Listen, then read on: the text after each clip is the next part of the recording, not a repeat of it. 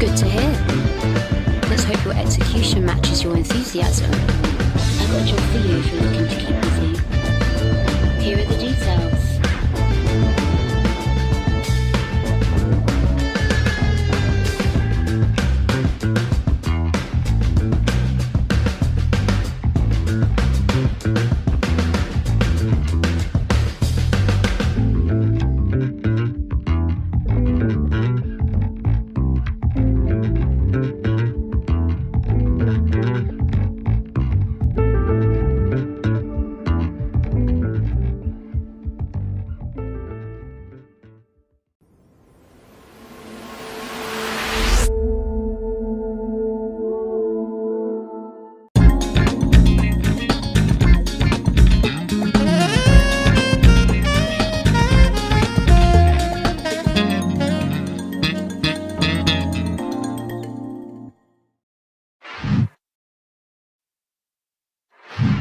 Greetings and welcome to another episode of Soul Talk, where we talk Star Citizen with members of the community.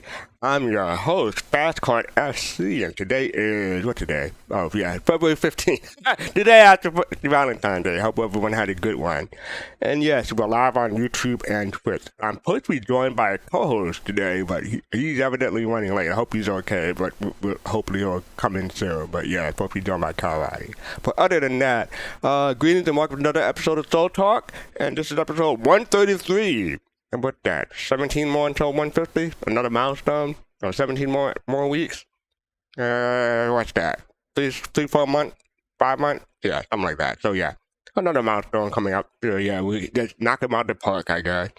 And yes, today's episode is called Inside Star Citizen Distribution Allocution. I changed that to take out the Inside Star Citizen, but I'll fix that later. Anyway, hope everyone is doing well. And I see a whole bunch of people waiting in chat queues, so I'm going to spend a little bit of time talking about my week, and then we get on with the show. So I'm in the middle of binging a few good series, TV series rather. I started binging Wednesday, which is the Addams Family spinoff, and I like it. It's really quirky and witty in a way that I like, even though I don't like horror too much. But, you know, this one is mostly comedic, and it's PG-13 enough that it suits my taste. So it's really witty. I'm enjoying Wednesday. And yes, I know I'm 2 years late, but I got some of the stuff that I'm supposed to catch up on. You know, just got to catch them when I can. Oh yeah. I'm in the middle of Mr. and Mrs. Smith, the Donald Glover remake, not the original. But I like that one too. It is really witty. The dialogue is really funny. I'm really curious how much is ad-lib and how much is scripted, because the acting is so well done that I can't really tell. But if you want to go into it, don't go in with expectations from the first movie. Otherwise, you'll be fine, because it's a remake, and, you know, yeah. So don't go in the expectations from the first movie. But yeah, go in fresh. But it's a really good show. And I believe that's on Amazon Prime. And Wednesday is on Netflix, so yeah. And yes, okay, I'll be on Flight Redmond tomorrow at 2100 on 2100 UTC. That'll be 5 p.m. Eastern on the People's Radio. And you can catch me on last week on the Captain Table on the Afterpart YouTube channel. My thing, then we got to get started because we have a lot to get through. This one may be a little bit difficult for people to recognize, because I'm taking out a line that everyone will recognize. But yeah, well, I'll change it. But yes, the people will still be hard to recognize. But hopefully people will get it. So here we go. Bishop is right. Humanity is ready to do its part. United with the rest of the council, we have the strength to overcome any obstacle. When the Vandals come, we must stand side by side. We must fight against them as one. And together we'll drive them back into the dark space. So yes, hopefully we'll see if anyone can get that one. I'll be surprised, but hopefully someone can. I'm gonna start dragging people down. But I'm like, what? I gotta look at chat and see if they're like, you're the worst fighter, rubber. That shit, like a pissing match in the chat at that point. They went on for like 15 minutes. And we're live with Buster the Destroyer, everyone. Now with Buster the Destroyer coming in hot. I wonder. Well, Buster, I have to say this. Buster is teaching us how to do a Buster. That's what she's doing. Yeah. Okay. Started fights in the PU. That's what's going on. I'll ask more about that after dark. But yes, we're joined by Admiral Kushnagi, Buster the Destroyer, Captain Serious Fun, Face, Jade, and Poppin' Face. How everybody doing? And Captain Serious Fun, yep, we got it. The first Mass Effect. Who's the character? What? I know who it is, but Black History Month. I couldn't even. Liara. Is it Ashley? Ashley was actually a black character. She's a black character. Yeah, black actor. Yeah. This is Anderson. Anderson last line. Anderson, Captain Admiral. Wait a minute, Ashley? Isn't she like super racist? Yes, that's the irony. That's the irony. No, she's right. That's right. She's specious, not racist. She's specious. Oh, wow. That's a nice little information there. Yeah. You can see the actor who played Ashley on other stuff too, but I have to look at the IMDb stuff. But she's done a few other popular roles too, but I can't remember them off the top of my head. But yeah, that is Mass Effect 1 from 2007. And this has been actually great moments in Black history. Wasn't the Admiral played by what is his name? Craig David or Keith David? Keith David is a singer. Yeah, I was about to say Keith, right? Yeah. Yeah, Keith David. I've seen Buster. You're playing that right now.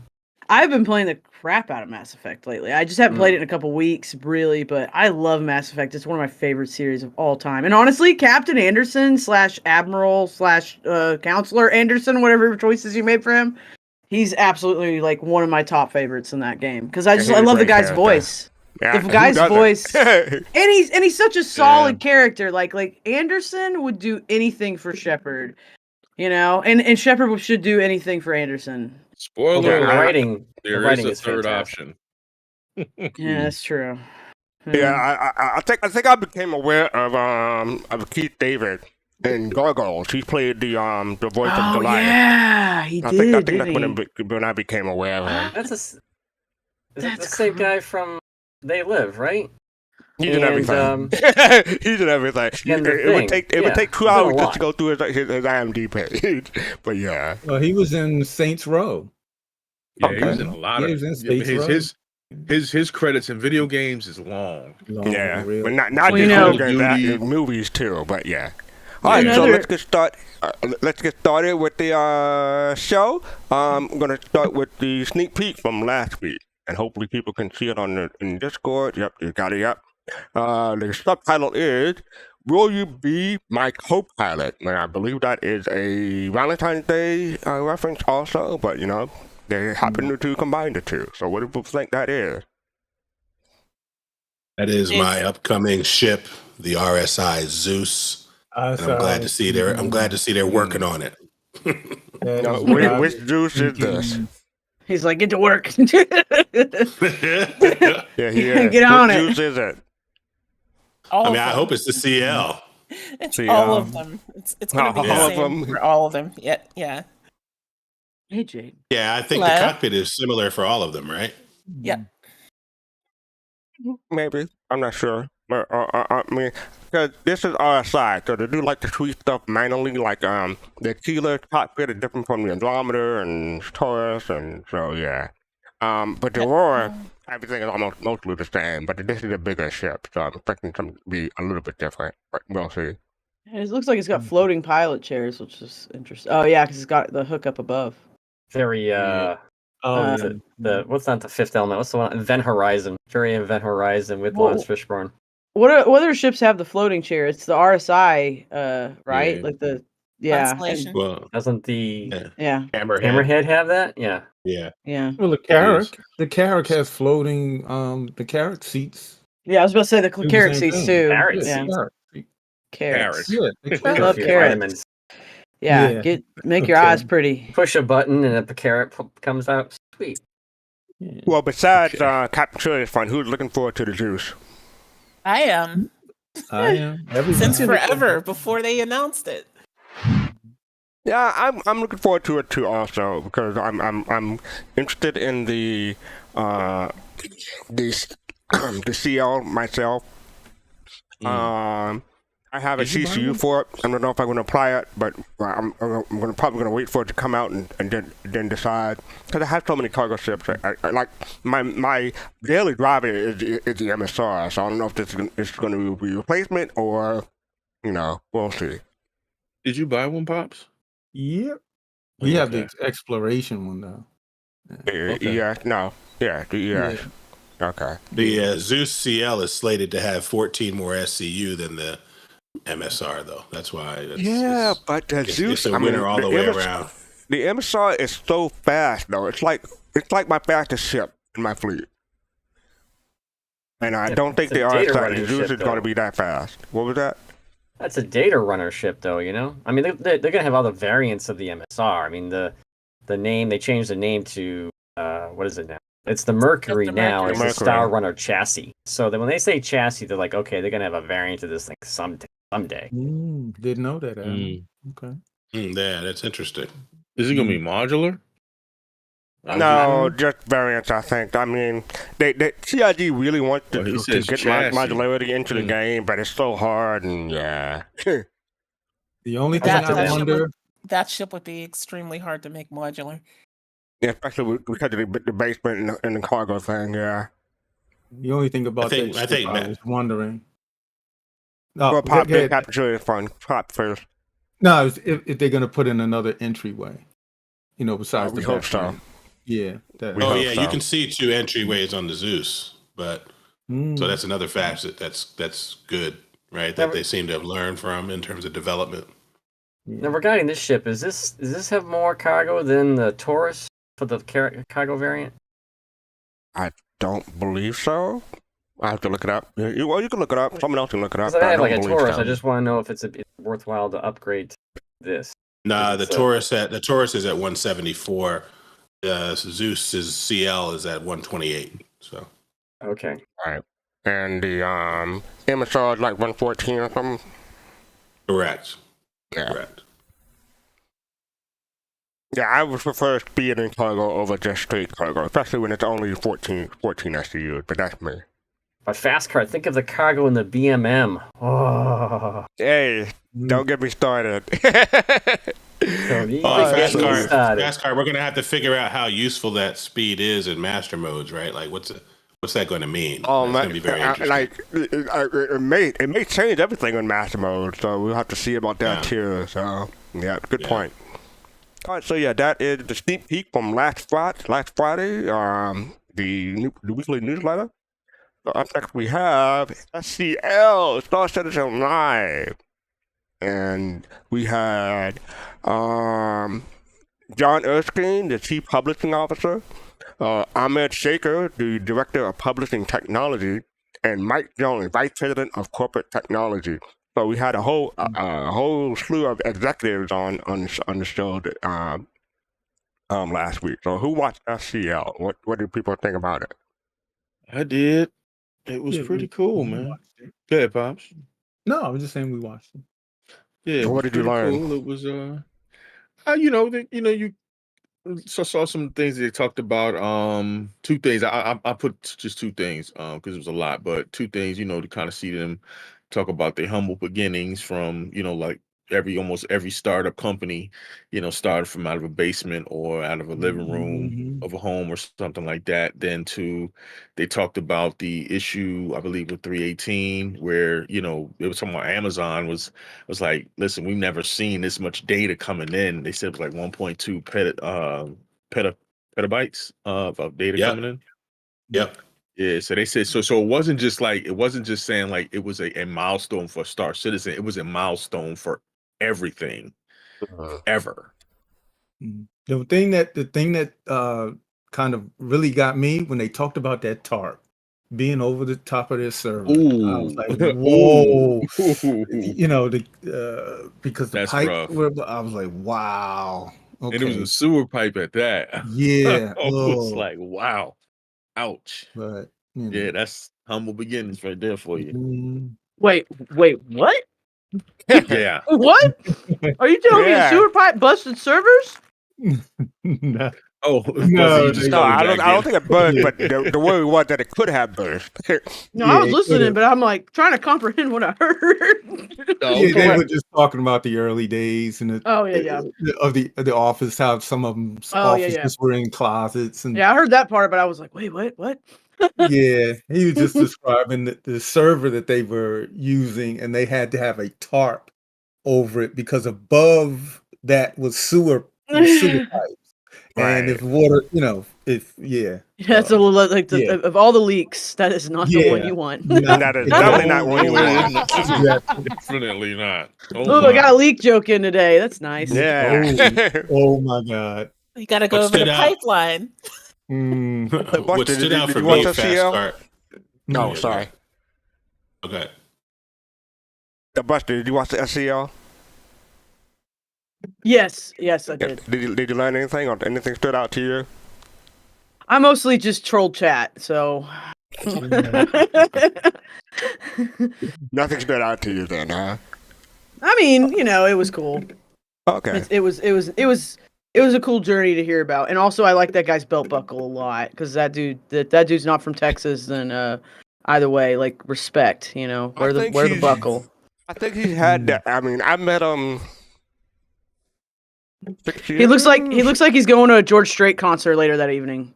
Right. I met him over 6 years ago, and he I believe he still had that same buckle. So I don't know how long he's had it. It's like a him thing now. So yeah, if you don't recognize him from his face, you recognize him from his buckle at this point. Cap, what do you want to say? One of the things that stood out to me having watched it is, and you all can see this when you get a chance, is I don't think I have seen, maybe not ever, a more positive comment section on YouTube after the video. People were really positive in their reaction to not only the transparency and the stories that these folks told, but the roles that they played, and the behind the scenes and insights that we got. I thought the same thing too when I saw that. Because I peruse them sometimes too. I thought the same. I was like, wow.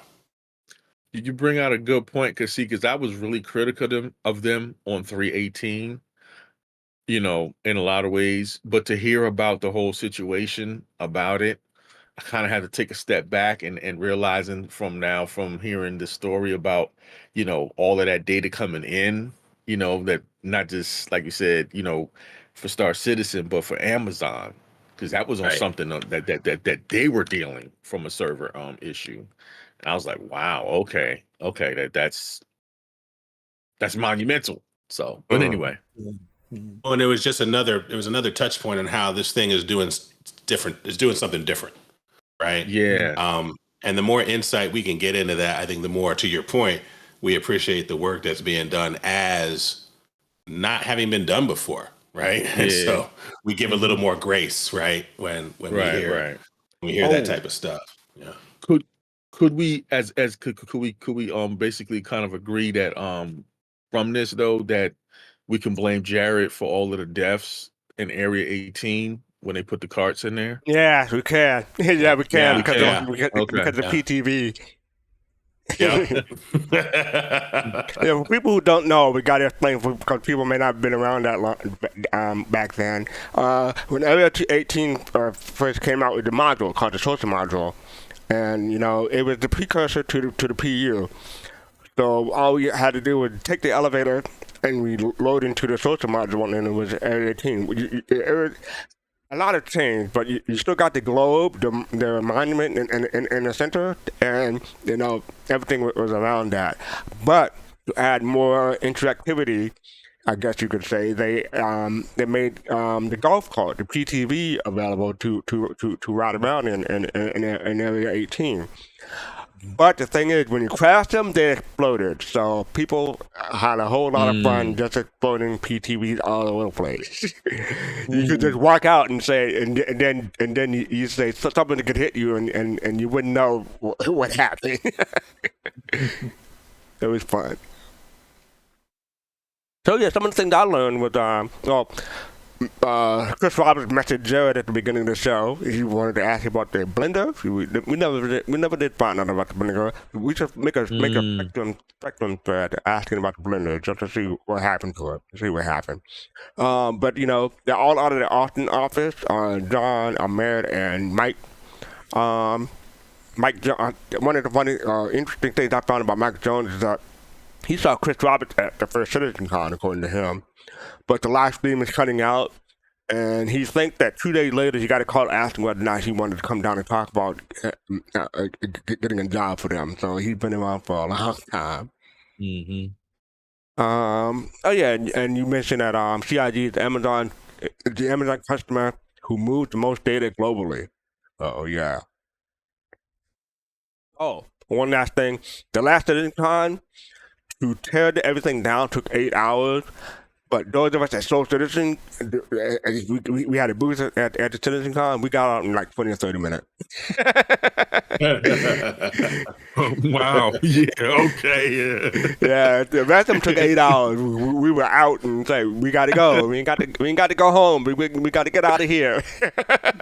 Yeah, I was packing up a whole bunch of stuff, right? Yeah. Quite a bit. But yeah, we had help. GoMab and everyone who was there help. So that was cool. All right, so that is Star Citizen Live.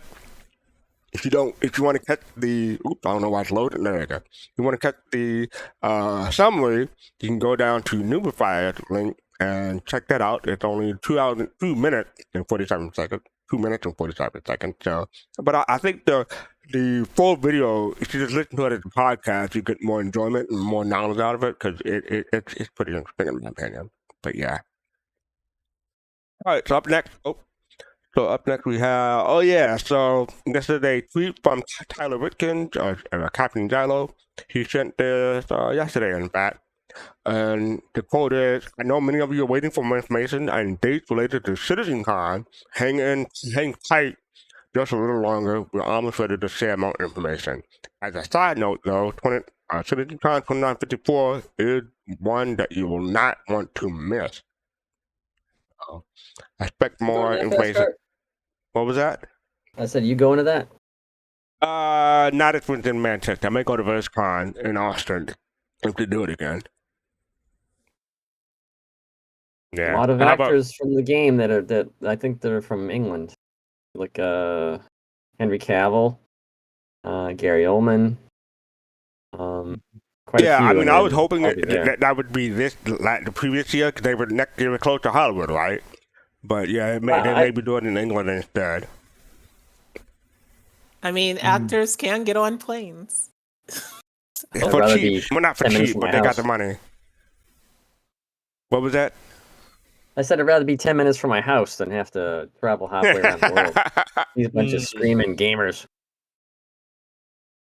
Yeah, as far as we know, Durham said extensively maybe in Manchester. I'm pretty sure they all but confirmed Manchester. We just don't know the date at the point.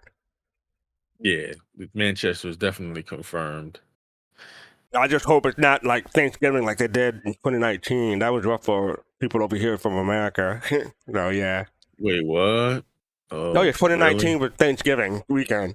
Ooh, Really? that's rough because you know how much the wow. travel cost must have been? Oh my Wow. goodness. And, well, That hurts. travel must have been expensive, but hotels might have been okay because they don't celebrate Thanksgiving over there. Oof. Well, then wait. Not to hang on too long, but that necessarily doesn't mean that though, because even though they don't celebrate, but they know that it is a holiday though, and they know that. Most people in England don't know Thanksgiving. Like they don't know what the date is of it. They may have heard of it, but they don't follow our like holidays that closely. Yeah, trying to get this fixed real quick. There you go. Okay. So yeah, that is tentative news, or expect more news about CitizenCon upcoming. You don't know when. Soon TM. That'll be there. You go. Soon TM. Oh, Kalrati's on time. Yeah, he's trying to sneak in. Thank you, Pop. Thank you. Yeah, he's trying to sneak in. I had to tell on it. How you doing, Kalrati? You're only what? How are you doing, Kalrati? Yeah, I'm good. So once again, not my fault, right? It's all y'all in those first world countries having to change and recognize those changing time zones. I thought I was okay about early-ish, and then I saw I'm like an hour, 30 minutes late, so an hour behind. So yeah, I'm gonna blame it on you. Okay, Welcome your to dog. Reddit. The dog ate the homework. It's a short version. Exactly. Yeah. I don't know if it's gonna show up well, but I'm gonna show my phone right here. There's an app called Clock and a tab called World Clock at the bottom. And Listen, you can see... it don't matter, all right? It don't matter.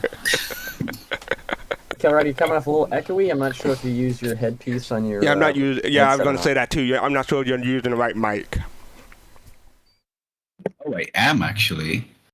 I'm gonna take this happening. opportunity to duck out real quick, but it's been really nice talking to you all tonight.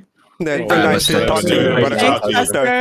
But I'll listen on my way home. What? Okay, but before you leave, real quick, are you going to CitizenCon in Manchester this year? That's real debatable. I'm gonna say no, just because it's likely going to be in Europe. Right. But it's not that I don't want to go to Europe. I just money things. Yeah. Life. But if there's a VerseCon, you definitely go to there. Maybe if there's a VerseCon or just any event that sounds interesting stateside, I might, if somebody's like, oh, we're doing a thing in wherever and come stay with us for a couple nights, that kind of thing. Like hanging with friends is what I would really want to do more than anything. Get together. A giant CitizenCon party with friends. Yeah, get into some kind of CitizenCon party, in some other part of the country, maybe. I'm looking forward to taking another picture with you as a hot dog, but we'll see. Hey, next time I get to CitizenCon, I'm gonna have to get an extra hot dog costume so that I can just make people put it on and take pictures with me and be a double dog. I would do it, Buster. I'm there for you. I would do it. Listen, it's an easy costume. It just slips on. It's a cool idea. Just make sure you bring some Febreze with you. I would be cheap. I would hope to do it in Austin one, and I'd rent a place with a washer. Right. Yeah. Well, take care, Buster. Thanks for joining us. All right, love y'all. Y'all take care. Bye. All right, so up next we have This Week in Star Citizen. So great time in Kalrati. So yeah, so I thought that was a good picture that we have. This is imaged by Fall Gravity. I thought that was a good picture, looking at the token. But yeah, so we're gonna skip ahead a little bit. But Tuesday had the Whitley guide. We're gonna cover that. Wednesday they had the Squadron 42 monthly report. We'll get to that in a bit. But yeah, then Thursday's ISC. And Friday, Thursday Live returns with a Q&A. So, with members of the Team Sion answering your questions about EVA, PIE, PI, and default item action. Join them on Twitch at 6:10 UTC, 8 a.m. Pacific, 11 a.m. Eastern. So, don't forget to get your questions in before the broadcast. You can also receive a on-site newsletter delivered to your inbox. So, yeah. But yeah, I will post the link for the question thread in a bit. But yeah, so that's basically it. And then I got the what's my call it? This week MVP is lore, the Red Festival. Solaris delves into the lore behind the Red Festival, exploring its rich traditions and history, and chronicling its evolution from Earth's lunar celebration to a festival universally synonymous with the pursuit of fortune and happiness. So yeah, That's pretty that cool. is. It's done by the people that put together the Citizen. If you ever wanted to see like the timeline of Star Citizen, there's a site called citizen-history.com, and it's one of the developers from that. It's just a community run site, and that podcast is actually generated by AI. So like the AI voices they use are the same ones like we use on People's Radio. So it's high quality. That's awesome. Yeah. Cool, good to know. Thank you for that. And yeah, so once rooted in the traditions of ancient Earth, the Red Festival has evolved into a universally celebrated phenomenon, igniting a galaxy-wide pursuit of fortune and happiness. So check that out. That is by Solaris. Congrats on becoming this week MVP. So yeah. Up next we have, so looking for questions, Thursday Live, EVA, personal interactions, and more. It's a bit late to get a new question in because they have 198 replies so far. So if you see a question that closely resembles yours, upload it so it'll get asked. But yes, that is tomorrow starts live, so check that out. Up next we have Whitley's Guide, Valkyrie. I didn't get a chance to read this. I'm so behind on all these lore. Quite a bit to read here, but if you're interested in Valkyrie, get the chance to check it out and see what's up. Was this a new update, or was this was there something changed here? That was posted it was in Jump Point previously, so it's nothing new. Okay, but it said February 13th, 2024. So right. If it's a repost, then they didn't say. But yeah. Yeah. Well, the Jump Point is just for subscribers, right? Right. Yeah. Okay. Yeah. So a lot of these they take out of Jump Point years later, repost them years later as the lore post. Okay. Yeah. Yep. So that is Whitley Guide, Valkyrie. Up next we have Squadron 42 monthly report. As you know, we normally don't cover them, but we do want people to know that it's out if they do choose to read it. So yeah, I every time these come out, I automatically look for the Titan suit or Titan platform or suit or Titan, any of those keywords, just to see if there's anything news about that. But nope. I believe it was down around this time last year when they started coming out, but they did it twice and nothing since. So yeah. Yeah, there was one cool thing that I think I read from this report though, and that's that has to do with the they had mentioned the UI for landing, the landing UI for the surroundings. So we're getting that back. The style of it, I don't think we're sure yet. But most likely they're going to be utilizing something similar to the star map, not star map, but the local area map UI, so that we'll get some kind of idea about our surroundings when we land in the hangars or maybe close by when we're closer to to the surface. So hopefully that also extends to when we're in asteroids and those things, similar to way back when we were watching that Hornet commercial and we saw those asteroids coming at us. So yeah. Carrack, can you make sure that in Discord you're using the right input just to be sure? Yeah, I checked and you do sound a little off, but yeah. So yeah, anyone else? Anyone else to take a look at Squadron 42 monthly report? Nope. Okay. All right. Yeah. This is. I don't know. Maybe when it's the game is finally out, I may delve into this more. But until then, I know this because they don't want to spoil anything. So it's mostly technical stuff. So that's why I tend to avoid it. But yeah, so other people enjoy it. So yeah. All right. Up next we have. Oh yeah, so this is interesting. I thought, I'll start with myself, but the streaming fan kit. Good news, everyone. They're here to come and stream as a streamer. I'd like to post feedback and idea of what's in mind. The student approaching, according for the student approaching. What would you think all users would stream on any platform? The CID will provide us personalized overlays and theme. Started in Universe at 142.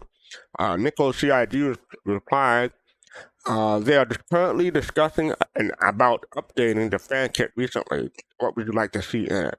So if you're a streamer or you know people who do stream, send them this link. And, you know, the CID is looking for feedback and updated the fan kit. Because I don't know when the last time they updated the fan kit. But I know when I first heard about it was like 2015, 2016.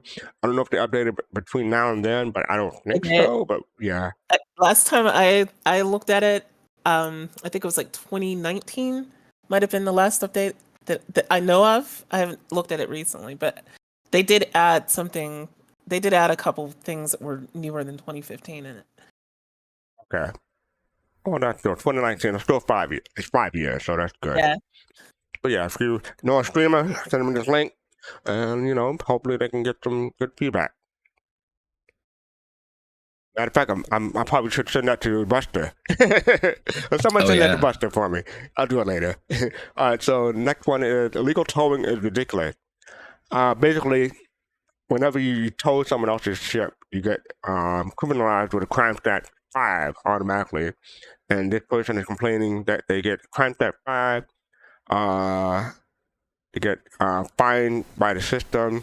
And pay off the fine. Got to pay 2 million AUC. And in jail time, even if you surrender to pay instead of paying, it's 20 hours of jail time. So that does seem a little bit excessive, but Stavros from CIU said, "Thank you for raising this. That is not how it's supposed to work. We're looking into this here." So yeah, what do you think about that? So when he said that that's not supposed to work, he meant that the charges are too high, or something? I mean, of course, we're not sure, but because what I was thinking is from a security perspective into the star system, this seems fine compared to like Pyro, which I guess it may or may not be lower depending on the tolerance. So I'm curious as to what he's meant by that. I mean, it's like towing someone's car. It's like a first offense capital murder. You get, but like, he's a serial, you know, tower, you know, picker upper person. He steals over 60 ships, and then he doesn't expect to get like a heavier and heavier crime. Like, I don't understand that. Well, he's talking about it for the first time, though. Like you no, grab it one time. No, he said and it after 60 ships. He said after 60 ships. Oh, he does say over 60 ships in under 9 minutes. He's just picking stuff up, and it's like, you know, it's ticking up a little bit. Well, yeah, I mean, like, yeah, I mean, of course. Then, yeah, of course. I mean, that's what. Yeah, I can understand that. Yeah, I don't. How do you tow 60 ships in 9 minutes? I'm not curious about that, but someone is evidently persistent. Just picking it up. Yeah. Once there are ships on the pad or whichever, and you have an Argo, and you're fast enough, I suppose you can actually do that pretty quickly. So, face-to-face. So, face-to-face, as a up-and-coming repo man, what are your thoughts about this? My thoughts are still the same as far as what I like as far as, you know, the repo being put in the game, because repo is more about a mission base, so you would have permission to go get the item or the ship. You see what I'm saying? Now, as far as that is concerned, he sounds like as if he was picking up the ships illegally. So then, yeah, I could see crime stat 5, you know, over 60 times if you're picking up somebody else's property or whatever, you know, just like in GTA. If you keep on doing the same crime, even if I don't shoot anybody, right? And I'm driving around for whatever, I got a 2-star, over time your, you know, crime stat rating will go up as you keep evading the cops if they're in the line of sight of you. Okay, I have to flip the coin to the head here. I might flip I might rebuttal myself. So he's talking about allowing access into an area. And one thing that I've become really incensed by is, and like kind of driving me nuts, is people parking at Microtech in that little garage by the shops, and they'll just shove a ship under there, right? So what people can do, believe it or not, is actually take an SRV, tow that ship, and go outside of the armistice zone, and then chop it up. So that is a little gameplay element there. So, but you get fined for that. And once you break it, you get like a CS2. But it's like, okay, well, people are just going to park their thing and log out. Then I feel like it's like I've been feeling like it's been fair game. So now I thought he was just doing it to like people's. I guess I didn't understand that they were like a quote unquote abandoned.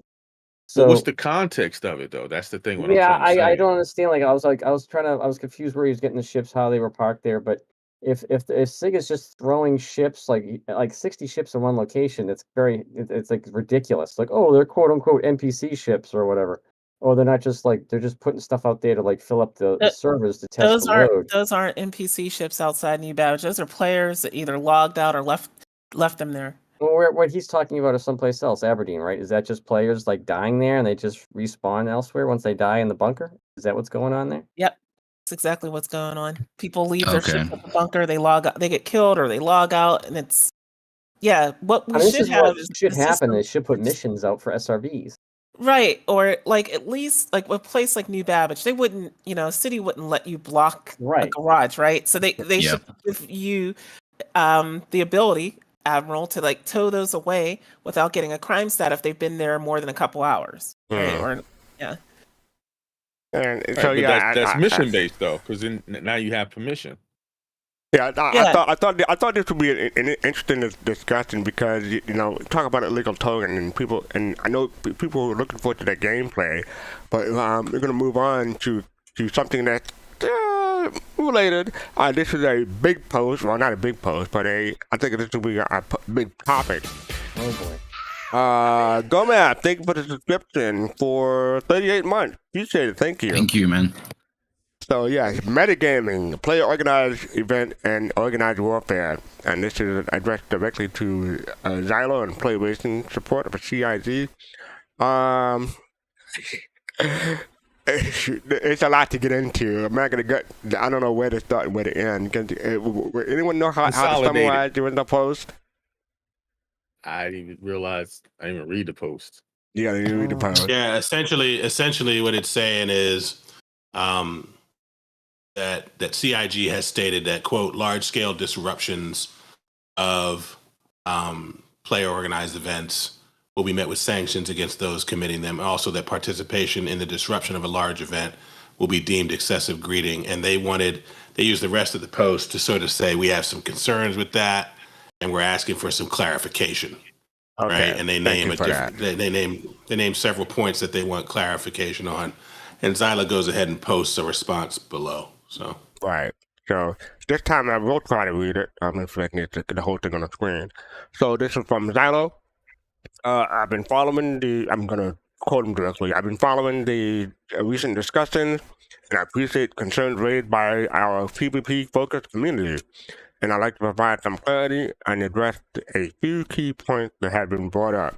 Before responding to this thread, I took the time to consult with both our player relations and development team to ensure that we are fully aligned. We still believe that in and encourage PvP solutions and in-game conflict. Our commitment to a player-driven universe remains the same. It is important to note that we are not eager to police PvP encounters, and in the vast majority of cases, we prefer players to engage in the organic PvP without intervention. Over the 4 years, I shared our stance here. That's a previous thread. That's a link. You've only intervened in a small number of times, less than I can count on two hands. A figure significantly lower than the countless reports of incessant griefing and stream sniping we've received. However, there is a line we will issue warning, particularly to groups that take it to an extreme, making disruption their primary purpose for playing. Within CID, we have considerable numbers of staff members who actually prefer privacy and PvP-focused content, myself included. known for my Pirate Clyde office in our Austin studio. We are committed to maintaining an environment where such gameplay is not only welcome but embraced. Regular PvP and piracy-leaning activities are not only accepted but encouraged within the parameters of fair play. We also acknowledge our responsibility on our part to create a universe that self-manages these types of encounters through a robust reputation and law system, alongside a variety of feats and addition to appropriately balance risk versus reward.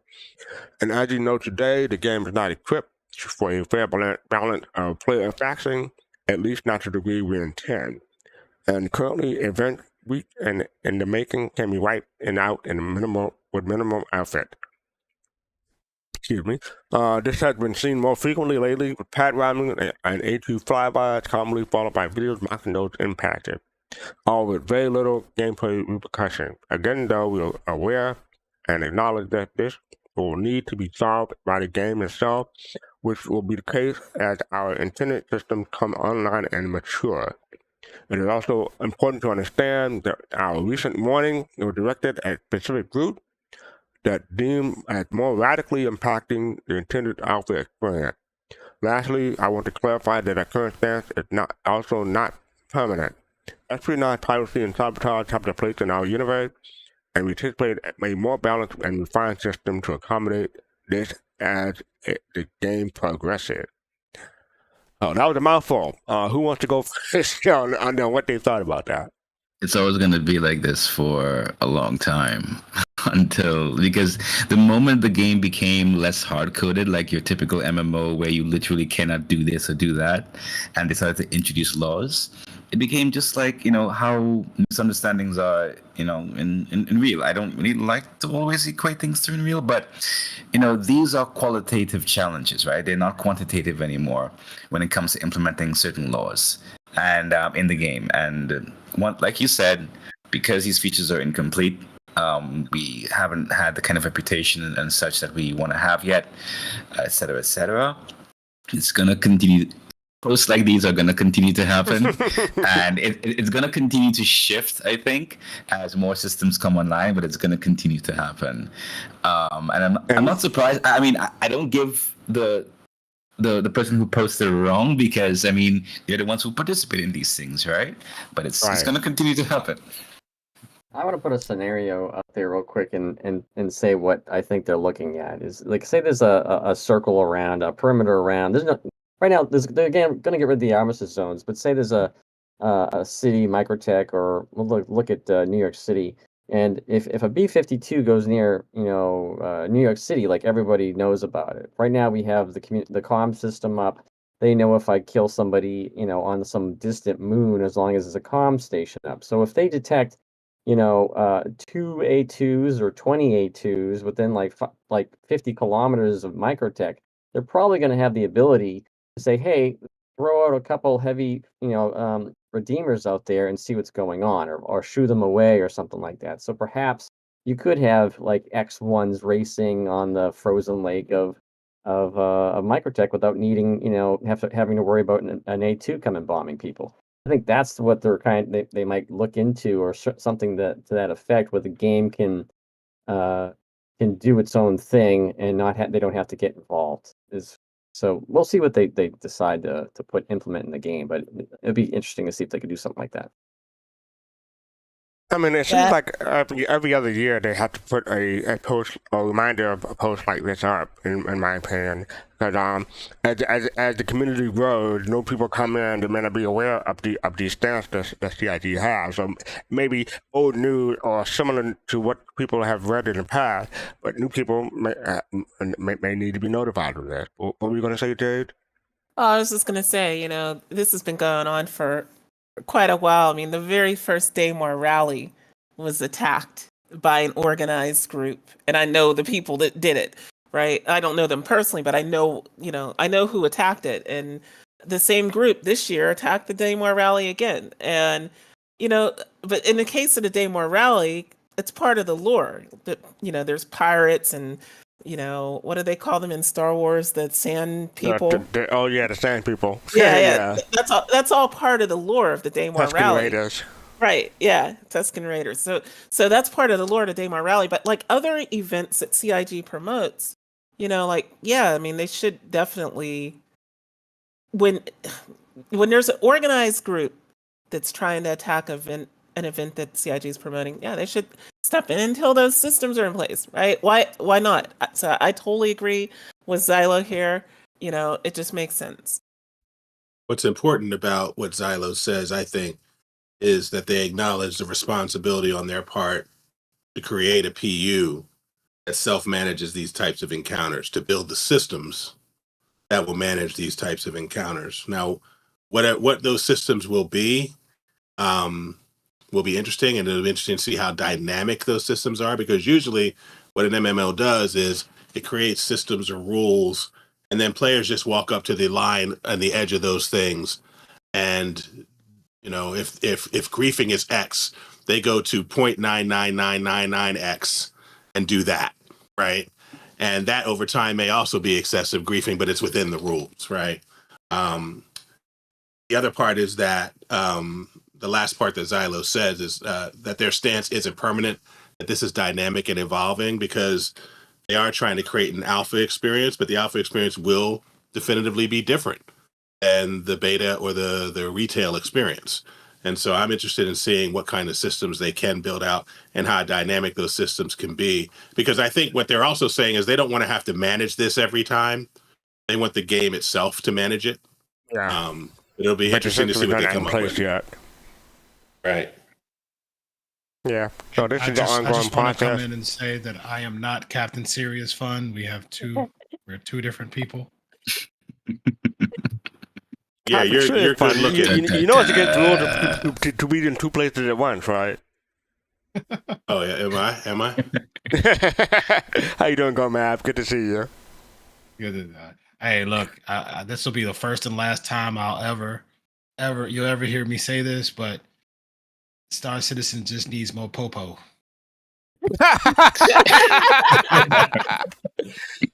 Not the popo. Oh, not the popo. Make the popo. I mean, seriously, that's going to be the thing. Like they need two things that will curb jerk-like behavior and security run systems. You need the speed of spawning and security forces to be much faster, right? You know what I'm saying? 2 shots and hey, whoop whoop, what you doing? And 2, there needs to be once they get the reputation stuff kind of fleshed out and people are labeled, pardon my language, assholes in the verse, right? You know what I'm saying? Where they go, there's a more likely chance for the security forces to be on more heightened alert.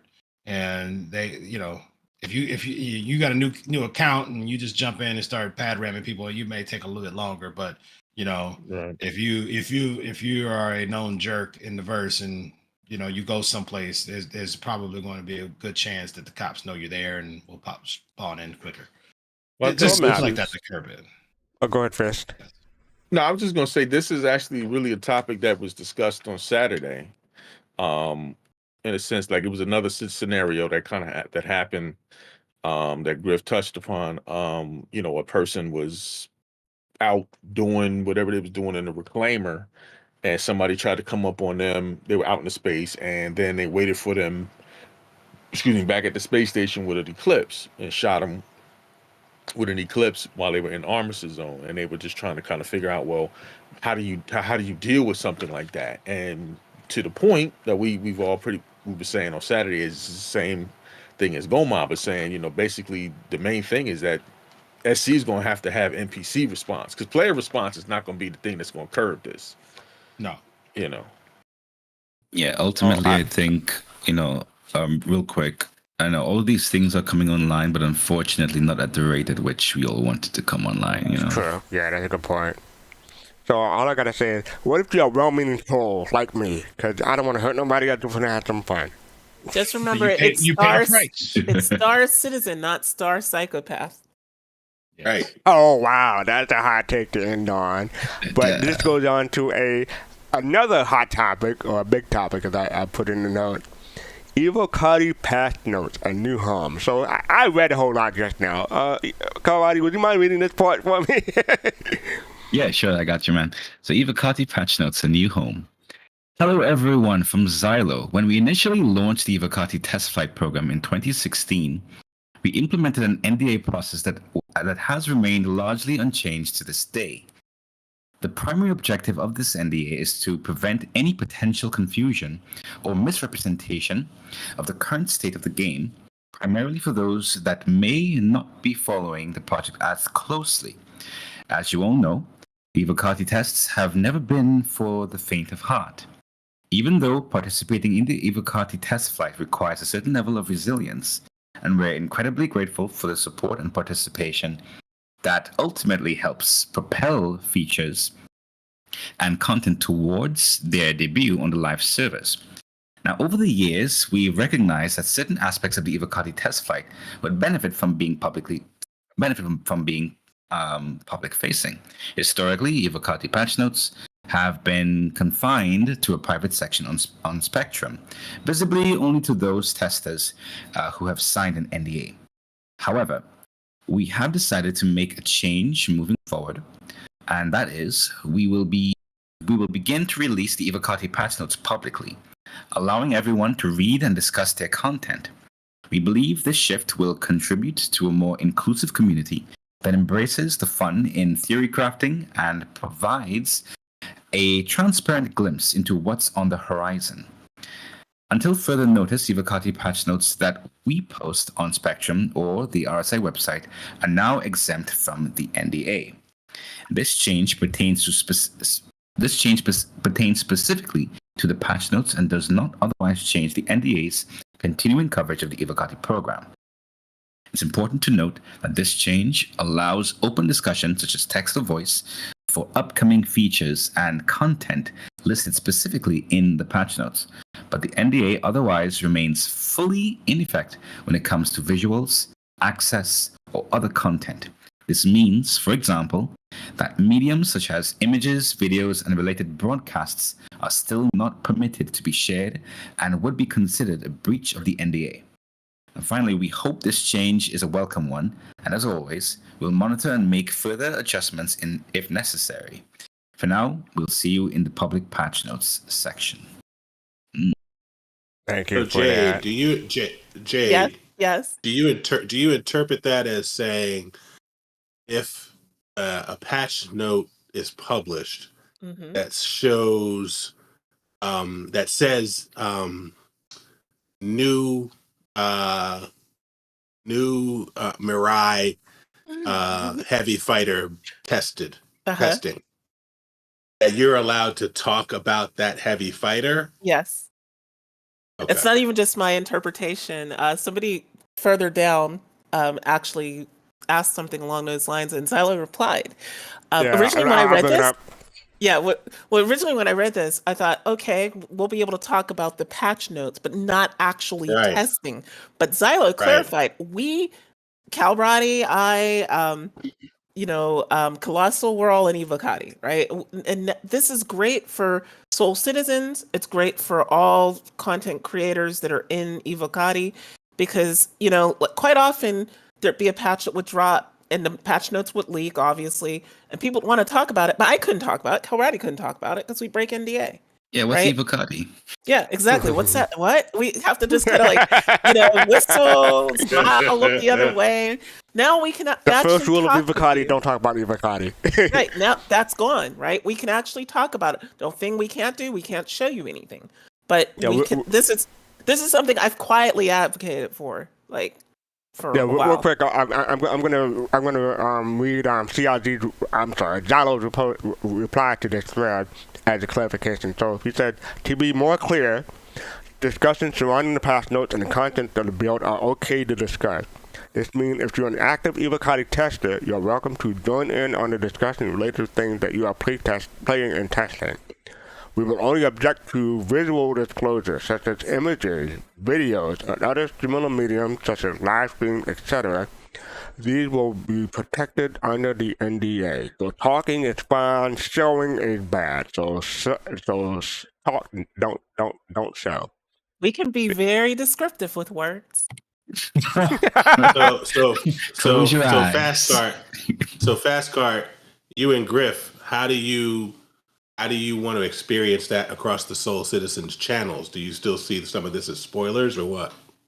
I don't see it as spoilers. In my opinion, I don't see it as spoilers. As long as you don't show anything or put any links or anything or anywhere, it should be fine. May have to get with Griff to get his opinion, but as far as I know, talking is fine, showing is not fine. So yeah, we will abide by that. My personal disclaimer. Because I want to know everything. Yes,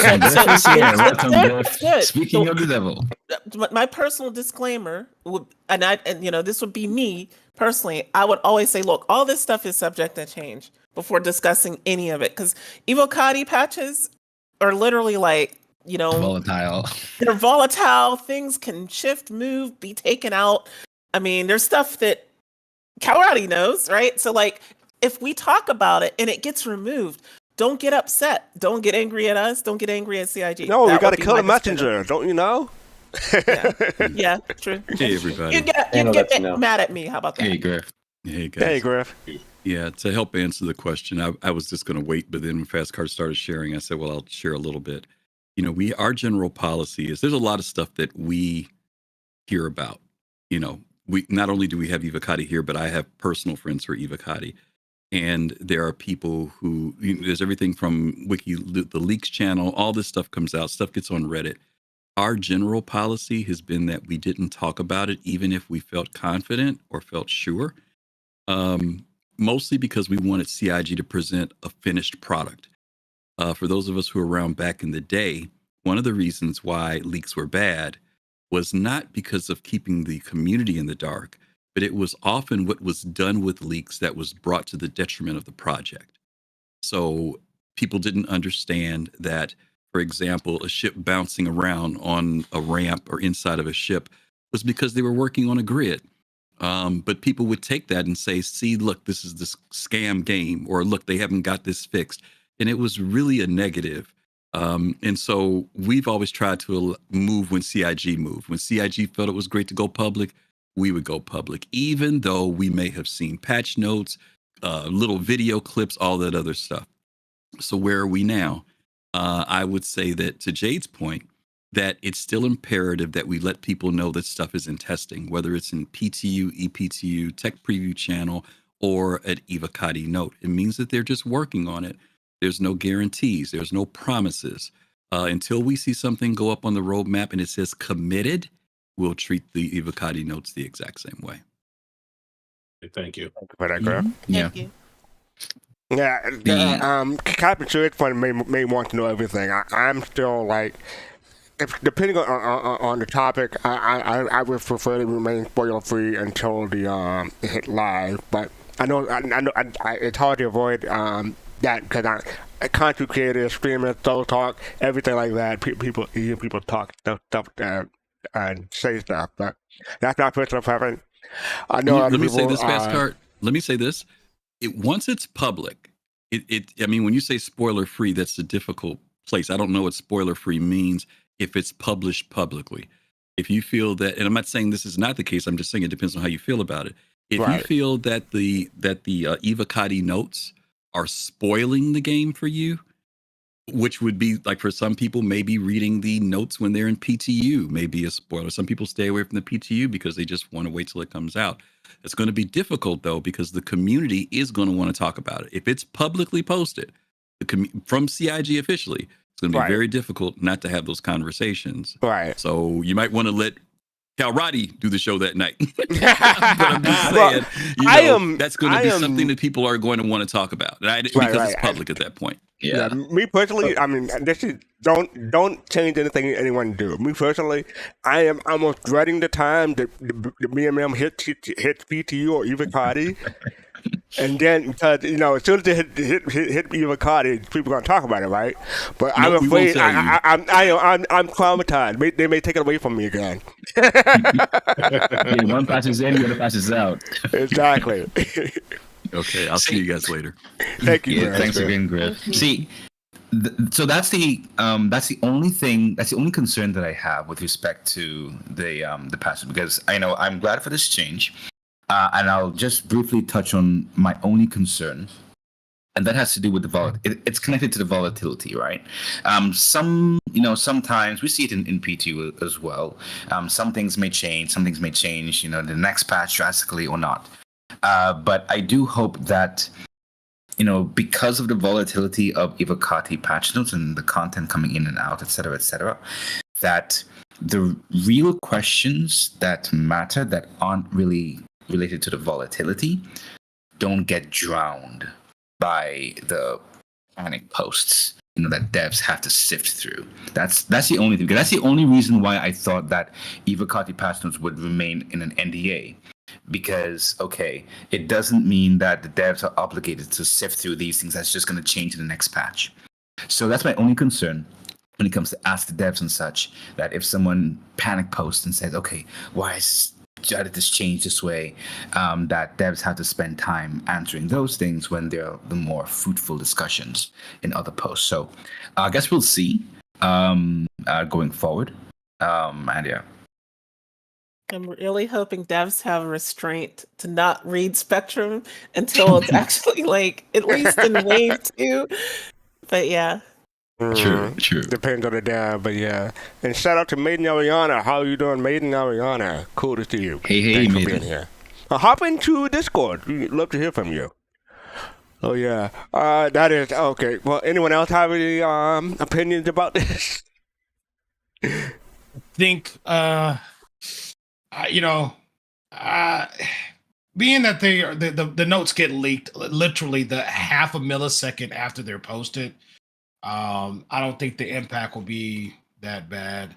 But at least with them being quote unquote under NDA, CIG can say, hey, look, I'm not talking to you about this. I don't know who gave this to you. We ain't supposed to have it. Pound sand, kick rocks, get out my face, right? Yeah. But now that it's coming into a more official channel, guys, come on. We know this community. You can caveat shit to death. If you're relying on the maturity and understanding of this community in particular, especially my maturity. That's a fool's errand. Just in all seriousness, that's just not going to work, right? So you can tell people, hey guys, this is the rough test, and you'll have not only the some of the more immature backers, you'll have some of the content creators that'll now use that to stoke the flames of their I didn't think about that. Of their fan base. So I don't know. I understand what they're doing there. CIG is quite possibly the most transparent game developer in history. And they say, hey, look, people are already getting it. Why not? We'll just put it out here. You can see what we're working on. We trust you to be mature. And I think that's going to blow back in their faces. Thank you for that. Yeah. So I think we could probably go on for this another hour, but we probably cover more of this in After Dark. So yeah, but that you didn't hear the mic drop when you didn't hear the mic drop. No, your noise canceling cut it out. Oh, okay. But yeah, that's the Evocati patch notes on New Home. So up next we have. That's the other thing. But yeah, we have, speaking of patch notes, EP2U put out patch notes just before this show.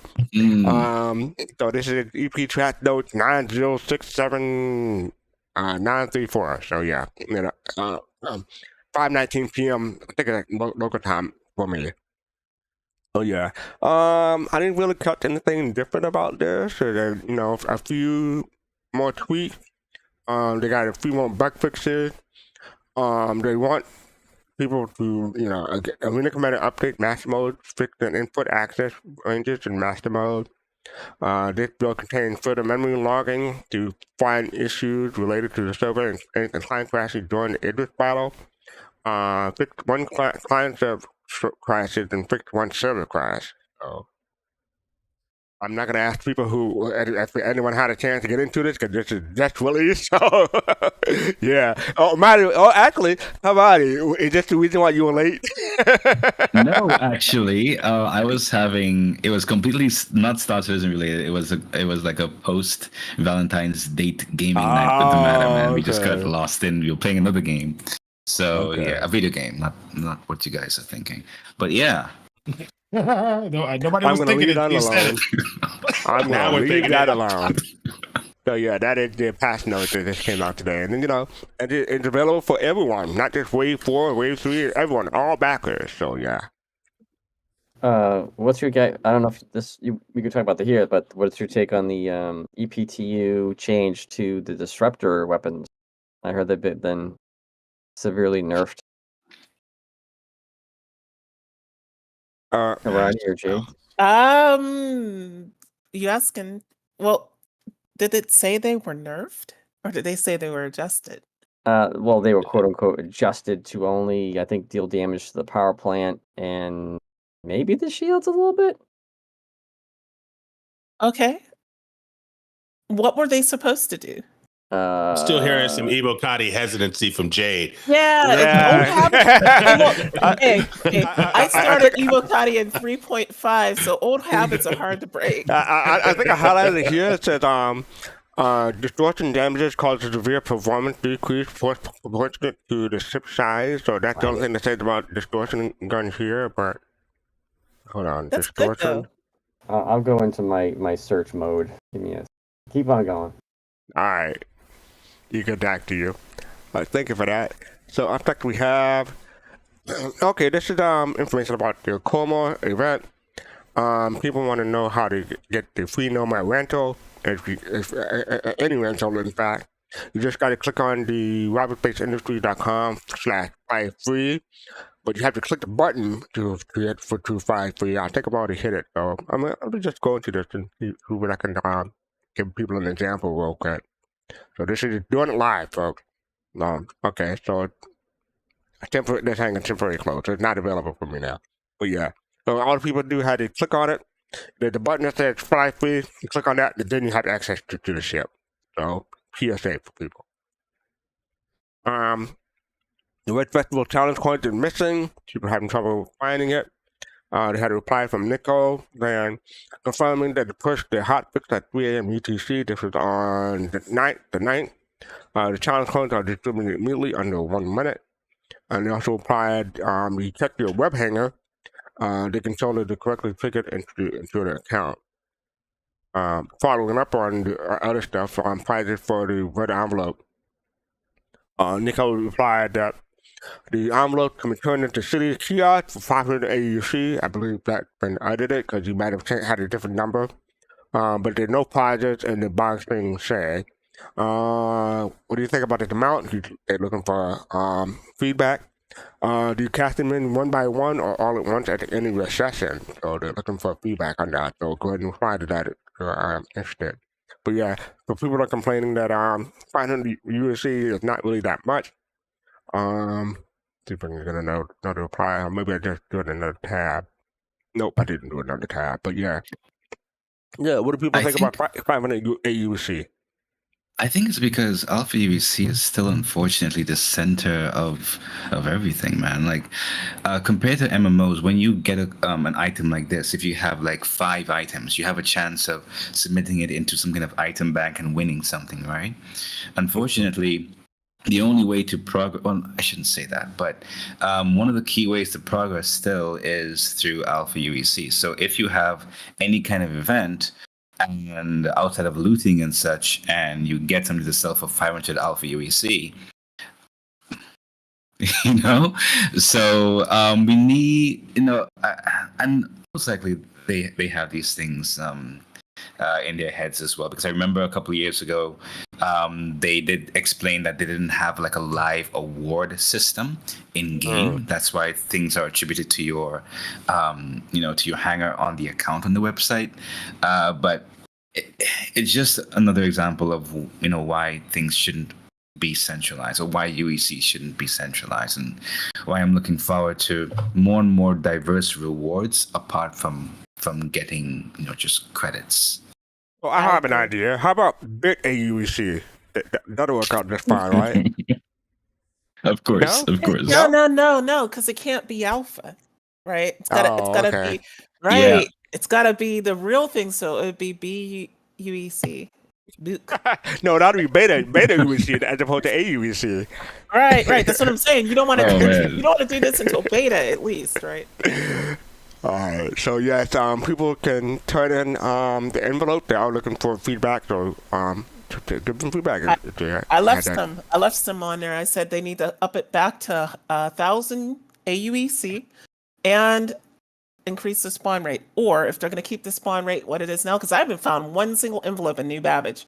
They need to increase it to 3,000 if they keep the spawn rate as it is now. Because I've searched several times. I went all over the place. And you know me, I look in all the little places people don't normally look. Crannies. And find one.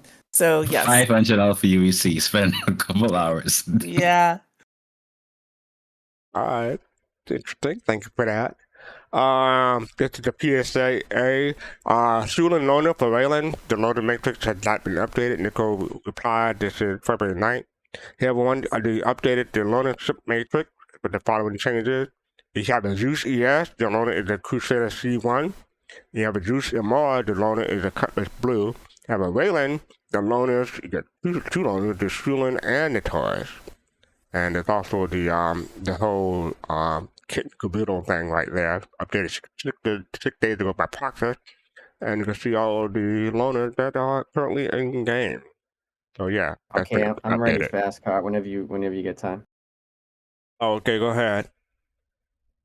All right. So yesterday at 2:30 p.m. Eastern, they released the EPTU 90.65.683 patch notes, and in that they said distortion temporary changes. Distortion damage has been effectively removed from all item except power plants and dashboards. This is a temporary measure until we rework how distortion damage penetrates vehicle hulls. Shields now have a 75% to 95% resistance against distortion weapons, and that's based on the power triangle assignment. So that's what they're doing for distortion weapons. Yeah, because they were kind of broken and people were using them as the new meta. So yeah, it makes sense. That never happens. Yeah, that's always happens. There's another reason. I haven't checked out in this EPTU because once again, like Jay said, old habits. So I didn't know that. So I wasn't sure if the Idris advantage. It's in. You can talk about it. Okay, right. We can talk now. No, listen, I didn't want to know what was because I saw the Overdrive dynamic event and I didn't know if that one was. It's one of the phases, yes. Okay, cool. Now, what we realized is that a lot of persons were just, even when they were using, distortions and such, they just kept blowing up the Idris, and I mean, that's one of the things that you can't always control. So in this case, I guess that's one of the reasons why they would have intentionally made some changes to the distortion weapons.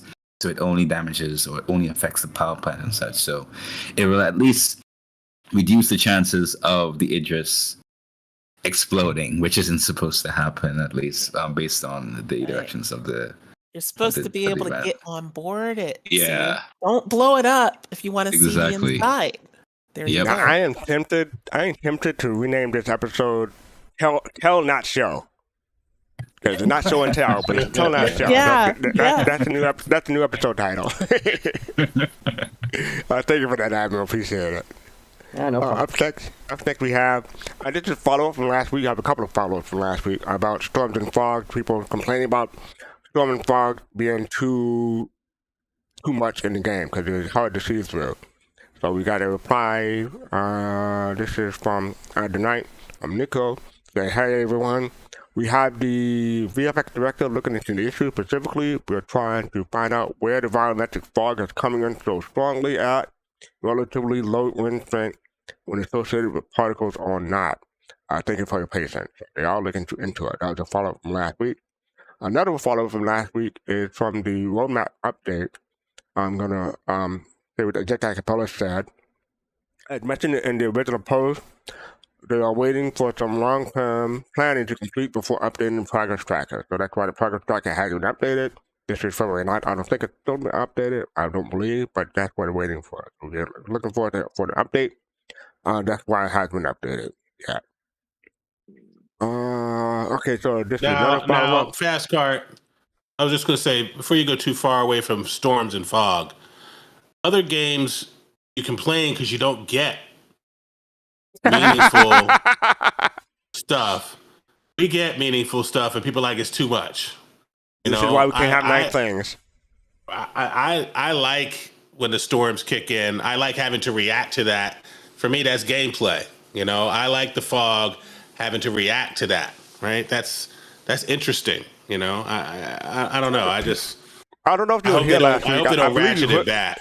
I believe you were here last week, but they were showing a picture of how like the hangars and everything for people to land was completely covered and they couldn't see anything. So I thought that was a bit much. I'm with Griff. I can't wait until this weather is truly dynamic, so that it's not always the same where you are. Like that'll be right. If it happens every now and then, if you get these different variants, I think that's a good thing. I don't think that's a bad thing. I do think we'll have to wait for dynamic weather to see what the dynamism is, right? Yeah. Right. Yeah. Okay. Thank you for that. Go to so this is the Coramor update. The start of Coramor ending so soon was breaking our heart. This is from Freya. So they decided to extend it to February 19th. They have I believe another 3 days, which means let you get more charms us to the contest entries. So the new deadline to submit your entries is February 19th, 11:59 p.m. Pacific time, 7:59 a.m. UTC. And so they extended the contest. Someone also said that Freya also said that it's for both the main Coramor promotion and the screenshot contest. So both contests are extended. And basically the same thing here. That they changed the date from the 15th to the 19th. And I believe there's something for changes for both contests. Fastcart, I think you and Kalrati should do a "Don't Go Breaking My Heart" duo right now and kind of sing that song. So. I got something. I got something for the end of ISC. So just hold on to your thought, Christian. You may regret it. Basically, I got to skip a couple. There are a couple of CID posts, but we were going to skip to get to the get to the ISC. Anyway, to manage ground vehicles at Orson, people. This person, Squeaky. I had no you on that, but I'm pretty sure that's how you pronounce it. They want to know how you get a ground vehicle into your ship at Orson, because there's no ground vehicle hangar. So they you don't reply. What was that? Well, until the hangars come out, you don't. All right. So Jake replied, I wanted to highlight this comment, just currently the case. He said, unfortunately, right now with 323, it will be possible to use personal hangars for this. The quickest thing at this time would be to go to Crusader Moon and land at a mining station that has a platinum-based services. And Jake replied, yes. But 323, this will change, as you'll be treating vehicles as cargo, and they'll be able to deliver the same hangar as your ship for easy loading. So 323, that'll change, but that's the proper thing to do for now. Go to the moon for the platinum-based services, and get your ground vehicle that way. I have a couple of more posts before we get to the ISC. Oh, I just this is funny to me. Nimmer says give address. I'm not gonna have to read the whole thing, but Nico replied, no. If anyone doesn't recognize that is from the first Lord of the Rings movie, and from Peter Jackson. People are having fun, Isildur, and you were the chosen one. So I thought that was cool. That was funny to me. I decided to include that. But CID developers have fun too, so no. So I'm tempted to make a post that give BMM. I'm expecting to get a reply that says no again. And if I make another Spectrum set that says give Endeavor, I'm expecting John Crew to just ban my account or something like that. But yeah. Oh man. Good to have sense of humor about this now. Oh, so this is like a throwback. Someone posted this in our Discord, so this in Discord. People had to scroll up to see what this is. This is from November 28th, 2014, so almost 10 years ago, 9.5 years ago. Into the Unknown, Carrack and her crew. But there's a mini game in here that I never did get finished. Basically, you get to choose a ship name and name your crew, and then you click on this, and it starts the game. Into the Unknown, Carrack and the crew. The city of Quinton transformed when the sun set. Basically, with barely contained excitement, you get to explore. So this is a web-based minigame. And I believe beforehand there was a prize on Spectrum. I forget what the prize was, but there was a point to doing that. If you get a good score, you complete it. So people want to check that out. It's a little throwback from 2014. It's a little slow. There's a lot of scrolling in that because actually it was funny because like 3 or 4 of us were in chat. I think last night, the night before, and Captain was actually playing it, and it's fairly long. It can be long, but it kind of when you look at it, it talks about like what's your hull integrity, what's your fuel, what's like the morale of your crew, and it's things like that like you're like, oh, should I be worrying about that? Like, and it's like it really gets you thinking about where and the type of stuff that you get into in that game is kind of like I think what they originally were thinking about the game becoming, and then they haven't really pulled back from it. So it'd be interesting to see. I think it's a pretty good insight into what the thought process was. I think it's cool for what it is, and I think one of the comments last night was that it would be nice if they made more of these. Because it was and there are a few of these, not specifically for the cup, but there are mini games and other mini games around the side. Yeah, like the ones. I think the what was it? The Apollo has a mini game. I think if I remember correctly. The MSR. Yeah. Yeah, there's a bunch of them. A little throwback for people. I thought that was cool. So we're about to get to ISC, but before we get to ISC, I want people to keep in mind. This is a reply that came out after ISC, but I just wanted to point out that the non-aggressive lawful gameplay was different from the alternative and lacked nuanced details. It seemed like most didn't provide premise for the facility to exist.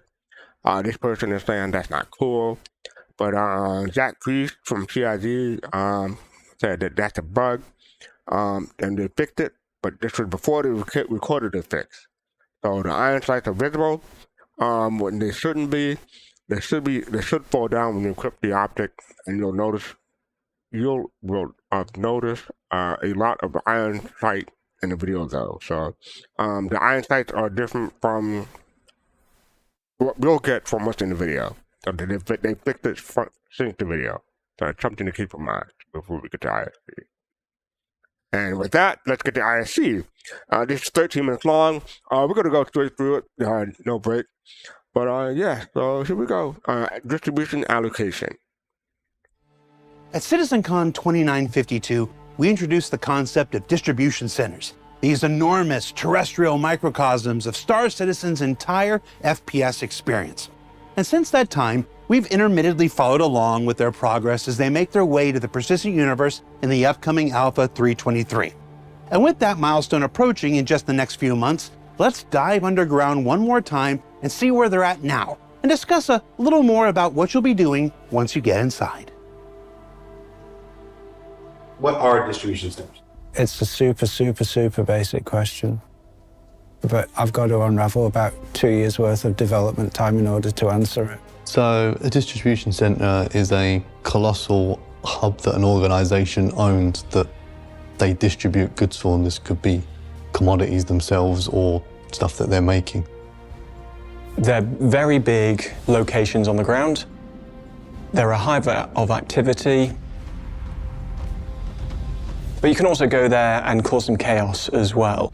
To the player, depending on what faction it is, it's still going to be a means to way of getting different types of missions. We don't want you to go to this location and be the only person there doing a thing. In some locations, you're going to find that you're just doing a delivery mission, you're hauling some cargo out there, you're dropping it off, and you're getting your fee for doing that. But while that's happening, another player could be infiltrating it, they could be assassinating a VIP in there. They provide a large variety of gameplay, anything to bombing runs, first-person combat, theft, you name it. A whole quagmire of different things going on at any one time. Basically a microcosm for all the FPS-related gameplay in the universe. What's your favorite thing about the distribution centers? They're nearly done.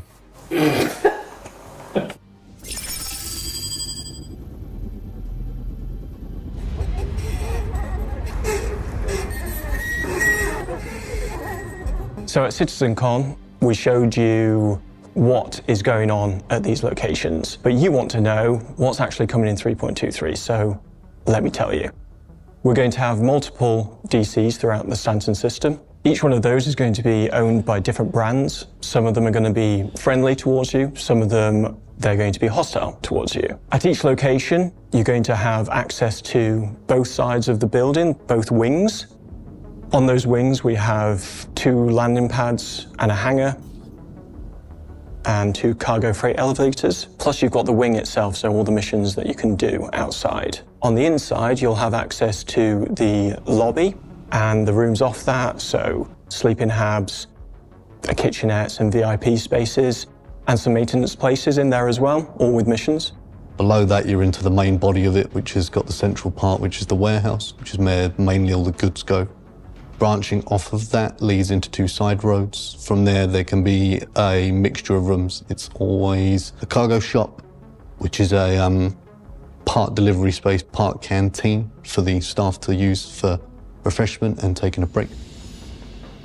Storage rooms, which are the main whole of distributing big cargo boxes, which have to be used to be picked up via a tractor beam. There are worker rest areas, there are security areas, side rooms. And a side road, which is more like a little maintenance area, but it does have an underfloor, again with the ventilation access. That's on the inside. Branching out from that as well, there are 2 wings. Each one comes equipped with a cargo area, a shipping depot,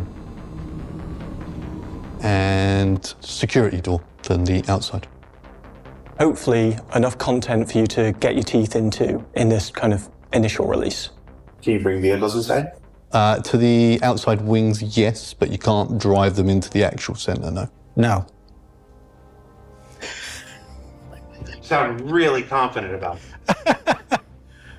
Why can't you take vehicles inside? Because we blocked them off. How'd you block them? Bollards. Vehicle force field? Bollards. You're telling me there's no way a player is going to be able to tractor beam a vehicle over those bollards and get a vehicle inside? I would like to say no.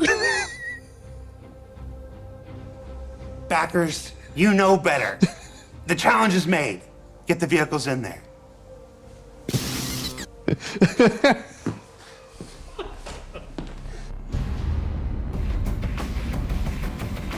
So what will bring players to the distribution centres will depend on the type of player, as we want to give variety, depending if you're an aggressive player or a non-aggressive player and or lawful or unlawful. It's for the 4 types of player that exist in the persistent universe. So there's aggressive lawful, unaggressive lawful, aggressive unlawful, and unaggressive unlawful. Which one are you? I quite like being aggressive. If you're going to go in, you might as well go in hard, right? I'm nice in real life, so I can be aggressive and unlawful in the verse. For aggressive lawful players, you might get a mission where you have to go in and defend one of the distribution centres from a hostile attack by outlaw gangs. You could receive a distress call from the owner of the distribution centre being informed that a gang is trying to acquire goods from a certain section of it, say the storage room. The player will arrive. They will make their way to the location which is under attack. They will go in, they will see a battle underway between defending forces and the attackers, and they will join sides with the defending forces to take out the attackers. Those attackers might come in waves, they might have big heavies with them, they might have bigger weaponry, but you will join together, possibly with friends, to take out this big assaulting force. Lawful non-aggressive players might want to do something more like delivery or hauling. It's a distribution center. So you'll be able to come in, land, load your ship with all the various cargo, depending on what kind of distribution center it is, and take it where it needs to go, whether that's another distribution center or somewhere else completely different. The plan from doing an internal delivery will be using a hover trolley to distribute one cargo or multiple cargo boxes from one section in the distribution centre to another. They really are big enough to do an entire mission without ever leaving. You could be doing a delivery from one room, let's say the storage room, up to the lobby. For an aggressive illegal player, you might do an all-out assault on the distribution centre. You can fly in, the location security will kick in, so you'll be trespassing, you'll get shot at by turrets.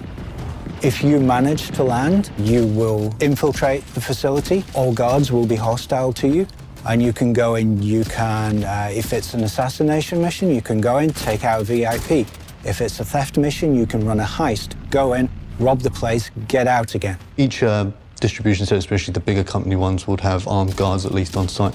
They'd also have turrets mobilised around the outside, so you would have to, coming in by air is very dangerous because you would be distinctly seen as trespassing, so each security zone around a distribution centre protects it, even from the air, not just the ground.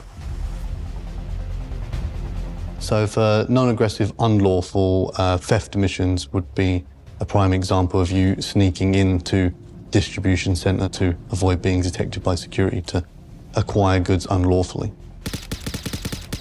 You can basically do a stealth version of the hostile mission. So instead of it being an all-out assault and going in guns blazing, maybe you find a back route in, maybe you sneak in past guards, make your way to the location without being detected. If you get the item that you need to steal, you can turn around, make your way out, and hope they don't find you.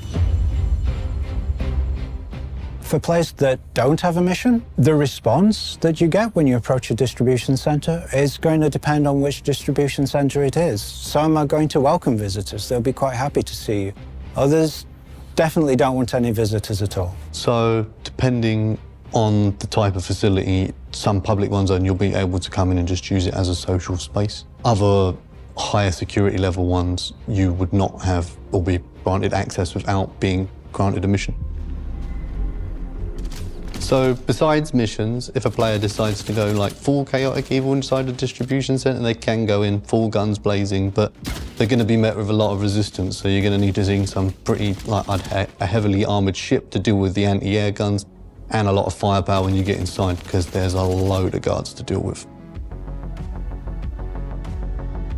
So a big driving force behind the distribution centers is to really bring players together in all different kinds of ways. So maybe you've got somebody there who's running a delivery mission, and at the same time, you've got a group of people coming in to raid the place and steal a bunch of stuff.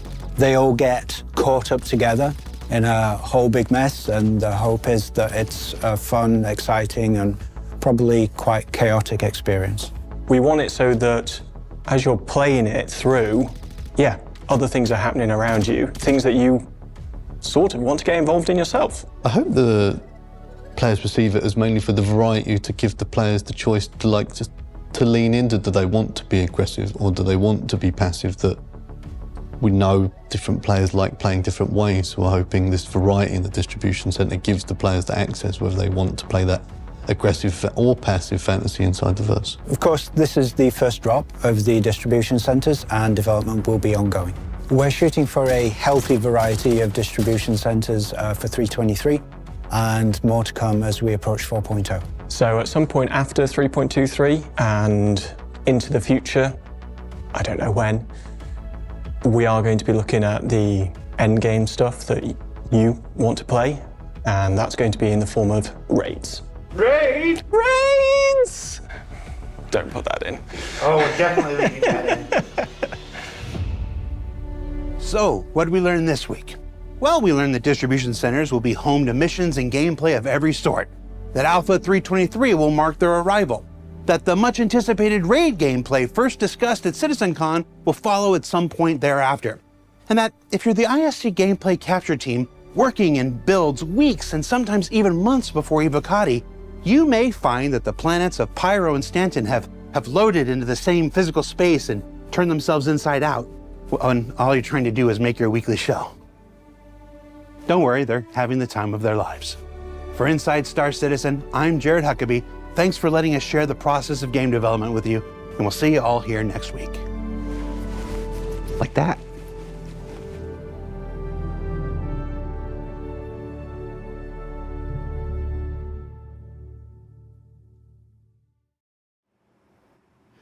Now I've had the time of my life, though I never felt like this before. Yes, I swear it's the truth, and I owe it all to you, Booch.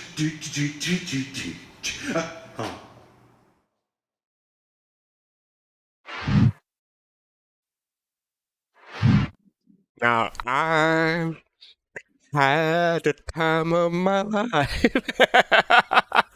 Think of it with me, folks. Come on. Oh my God, that was. I was gonna say, Jared has a really nice voice, and then you have smear. Yeah, he's got a pretty decent voice. Yeah. He's done musicals before in real life. He done musicals. Oh yeah. Yeah. Anyway, who want to talk about what's going on first? Who has thoughts about this ISC? I guess I can go first if that's okay. All right, go ahead, Pop. Go for it. Oh, okay. Well, I enjoyed this Patrick Swayze Dirty Dancing montage at the end. I enjoyed all that. Good tribute to him. As far as the missions, I am a stealth person from back in the day with Sam Fisher. In those, I've always liked going in stealthy. It's always just been a personal challenge of mine to see how far I can get without being detected. So I like having that option. If we steal a bunch of let's say multi-tools, I'm curious if we get away with it, first of all, if and how that will that affect the economy as far as supply and demand, and the price impact. I'm just wondering if that will be a thing, but yeah, that's my thoughts. Okay, thank you for that. Anyone else who would like to be next? Yeah, I guess I'll say, I'm looking forward to it because it'll be definitely a hot spot for some activity. Besides, Jump Town or other dynamic events, this will always be there. And like Pops was just saying, me too. I'm a big Splinter Cell lover, as well as Hitman. And I would like to see, if you can go in and basically take out all the guards and steal everything, as much as you can undetected, and hopefully it won't mess up your reputation while you're doing it. So, because basically they don't know it's you. So hopefully that'll be in play too. Because they don't have cameras in 1,000 years in the future. There you go. Y'all keep referencing Splinter Cell. I keep feeling like Solid Snake vibe and but okay. Oh yeah, I forgot about that one. I mean, yeah, that's true. Well, Splinter Cell, but then remember Splinter Cell, you could shoot out the cameras though too. Don't go on. Right. They didn't say nothing about cameras, so I'm curious as to if that's going to be. I don't think so, but I don't know. I don't want to say that. I mean, that should be a thing. What is it? I mean, I'm sure there'll be iterations where the security and the effort needed to bypass security will be more than just The hacking. Yeah. Yeah, you know. Yeah. So, come on, you want to say anything, or you have any thoughts? No, I'm excited for it, man. I'm excited to get back in on 323 when these are in. I think right now the ground-based gameplay to say it is stale is probably the understatement of 2024. So to have a different scenery on the ground to be able to do missions with and trading and stuff, I'm excited to see that. Here's a question for folks. They were using that trolley to haul cargo back and forth. Is anyone not going to use it because of how squeaky it is? Give me some oil or WD-40 or something on for that thing. Yeah, it's like telling people. It's like telling people, "Come shoot me," right? Yeah, right. I was So going to say maybe you that, want that for some reason. I don't know. Maybe I you have like to the have idea that. Go ahead, Pops. No, I was gonna say you have to have WD-40 as an attachment on your utility belt. That's right. That's right. What were you gonna say, Cap? That's right. I was just gonna say I like how we're seeing not common manufacturers like Sakura Sun being elevated with their own distribution site. I like how they talked about how some distribution sites will be social hubs and others you won't be able to hang out in without a mission. I do think that this is all to bring players together and to see how players navigate. One player has one type of mission, another player has another type of mission. If one mission is more aggressive or unlawful, does that aggressive, unlawful player then go aggressive and unlawful in every direction or just on the basis of their mission, right? It'll be very interesting to see how players accommodate all being brought to the same location for different purposes. I'm very interested in that. Yeah, a lot of people on Spectrum don't want that. Why? Because I mean, this for a lot of people. I'm just gonna give the counter to this. A lot of people bought Star Citizen as a space exploration game. I've said this before. These are people that don't want to encounter other people because usually they're assholes in online games, right? Let's just be real. And there's no, as we saw from the post earlier, there's no systems to really rein that in at the moment. So it's favoring one type of gameplay over another, where these quote passive players are just cannon fodder for the aggressive ones. So I have a quick question while we continue. Well, not a quick, but I'll just people in chat let me know. So we have aggressive lawful, that's number 1. Unaggressive lawful, that's number 2. Aggressive unlawful, that's number 3. And unaggressive unlawful, that's number 4. Between 1, 2, and 3, and 4, I want people to put in chat what gameplay people are interested in. So yeah, aggressive lawful. There's one missing. There's a key one that's missing, and that's not even a joke. And it's called everything. Neutral. No, it's aggressive neutral. Yep. Oh. Mm-hmm. Yeah, that's where I am. Yeah. Like I'm out for mine, right? Whether it's lawful or unlawful, I'm out for mine. And if you get in my way, then I got something for you. I'm not here to hurt you. I don't care about you. I'm out for mine. I'm from Nick. So is that lawful or unlawful? No, it's neither. It's neutral. Okay, so instead of numbers, just put in what you're interested in. I'd say aggressive lawful, unaggressive lawful, aggressive unlawful, unaggressive unlawful, or neutral as you come in here. So yeah, no number, just put in what you're interested in. I like what Mick says. Oh, thank you. Exactly. Is there any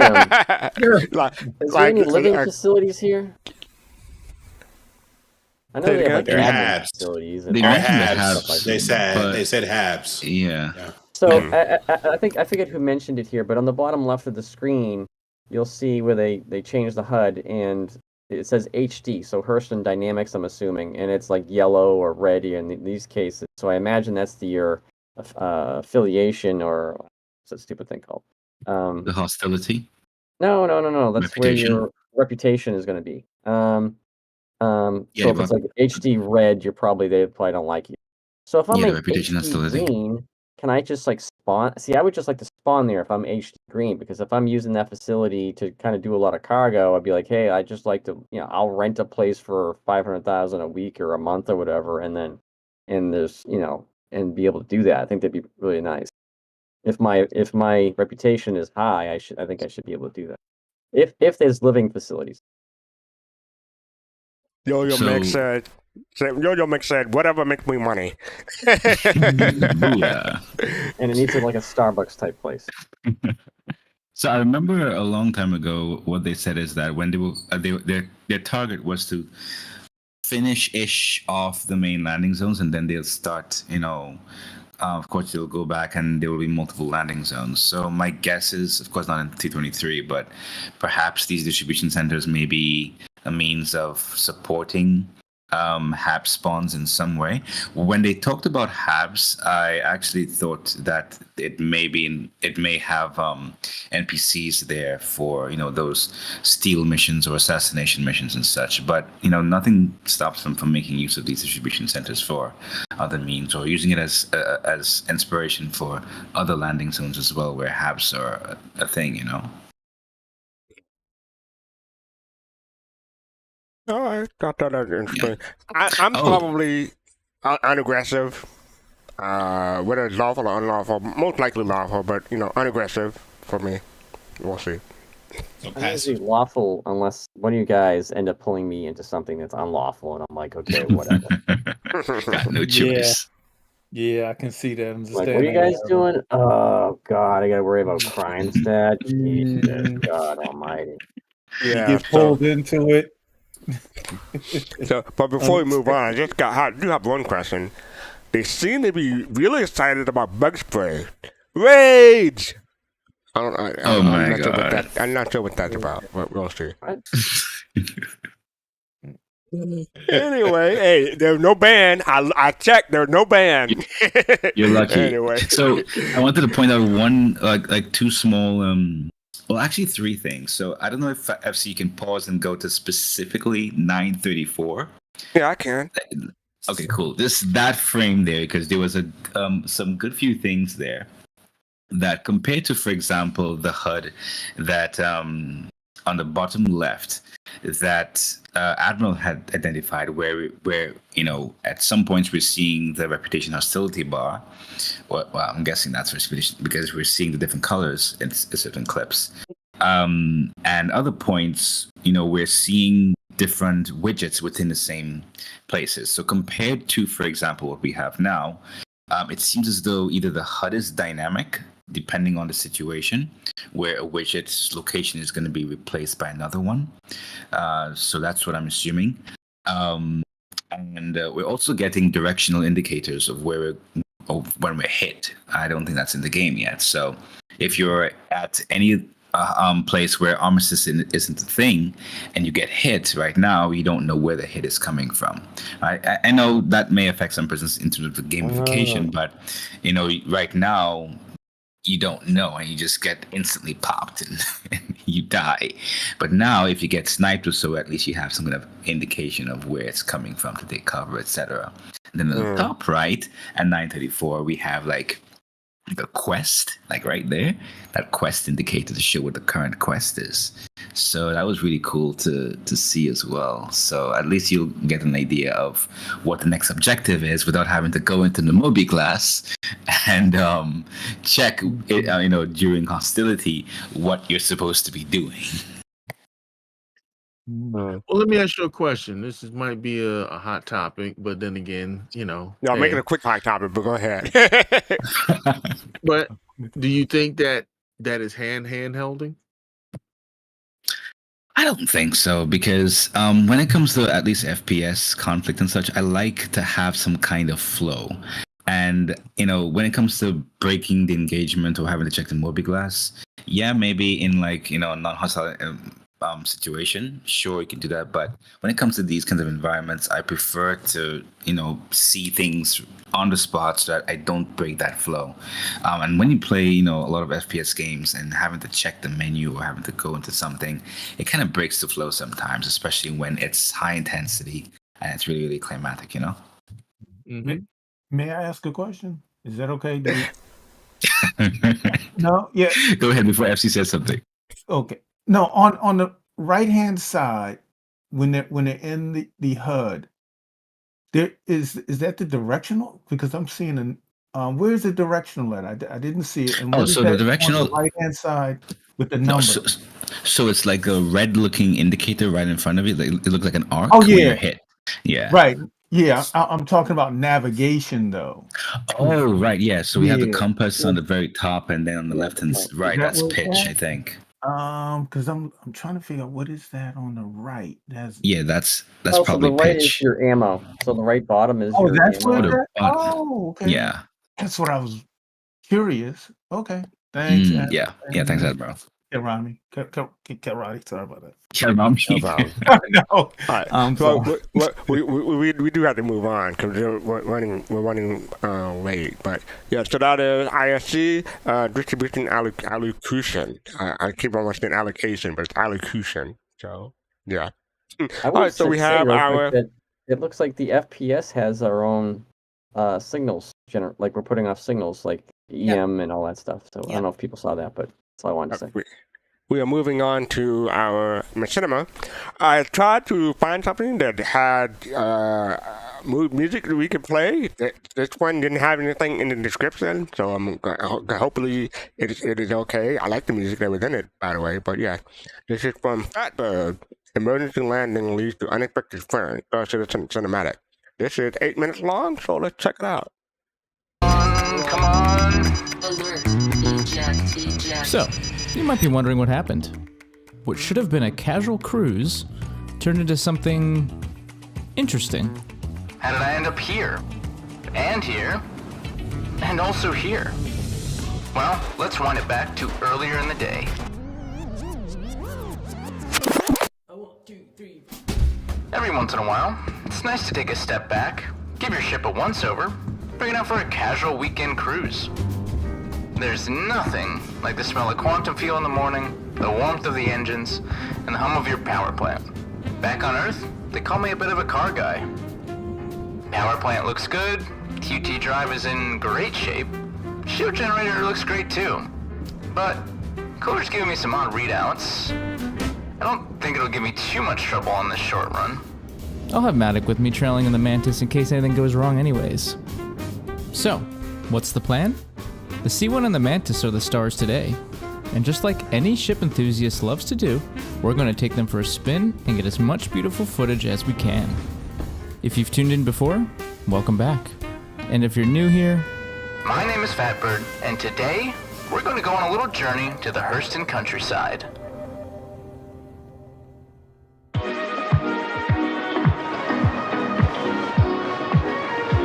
So Matic and I decided to spend a little time near the North Pole of Hurston. Why the North Pole, you ask? Easy. In the polar areas, the sun never sets. And when the sun never sets, the fun and footage never ends.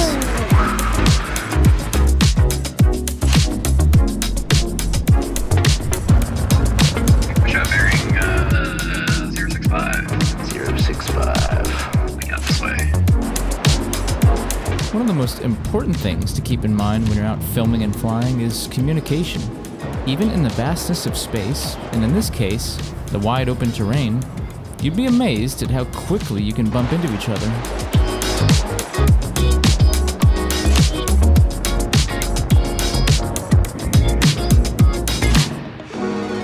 I wanted to take a second to talk about something while I had a quick moment.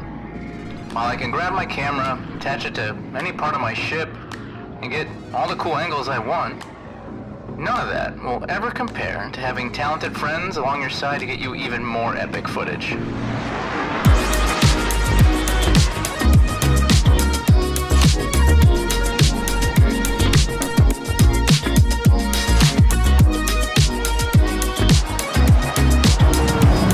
That was so fast.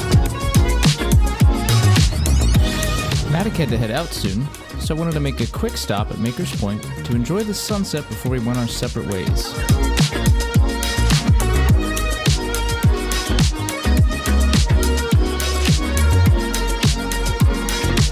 Feeling pretty confident about how the C1 was running, I still wanted to make one last stop at Zephyr. And as you can already suspect, that didn't exactly go as planned.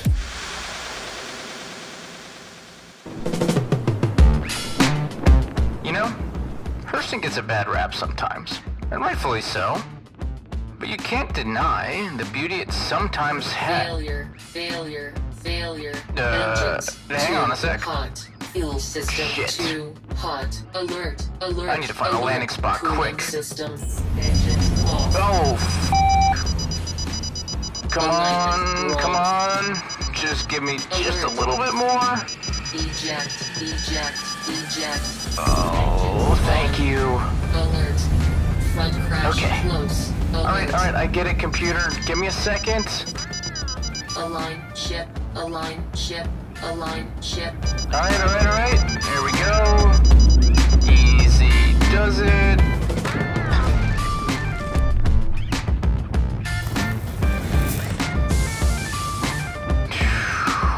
Landing approved.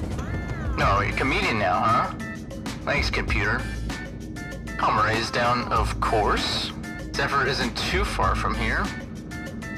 And scanner's showing me a Corsair even closer that looks to be abandoned? Sounds about right for a Drake ship. It would be just my luck that I would get stranded all the way out here. No matter, getting stuck is kind of my thing. The Drake Corsair has the same size cooler, and I get 2 to choose from. Thankfully, I had the Cyclone ready to go, and I'll just have to cross these mountains to eventually find the abandoned Corsair. Well, would you look at that? A Drake ship in its natural habitat. On the ground. I'm not really sure how long this has been here. Considering it's not too far from an outpost, there might be some squatters, so I've still got to be careful. And there it is. Just what I need.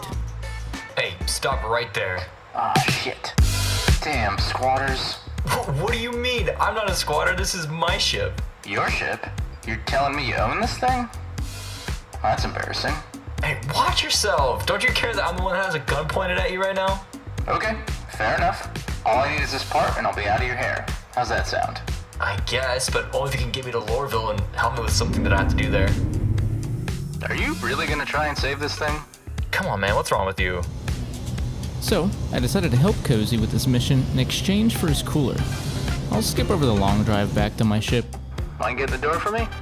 If you wanted to watch 4 hours of driving on annoying terrain, you can tune into the Daymar Rally. Self-destruct on. Yeah, just ignore that. She likes to mess with people.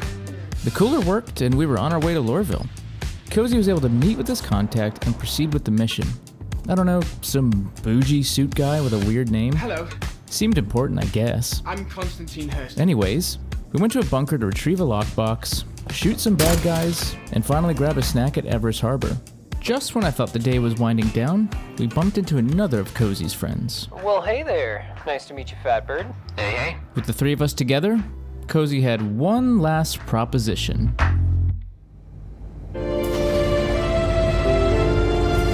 The finale of all this brings us back to the reason we met in the first place. The person that brought down Cozy's Corsair was located at Whistler's Crypt. And believe me, I'm always down for a little destructive revenge.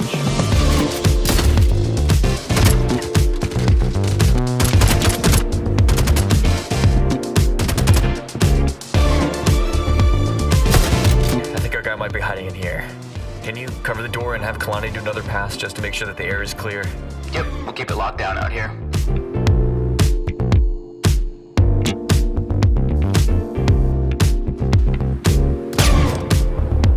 Seems like you're always in a predicament to make new friends, huh? Yeah, this is normal. Thanks for the help, though. The mission was a success, and with that, we were off to do our own thing again. But I don't think this will be the last time I see these two.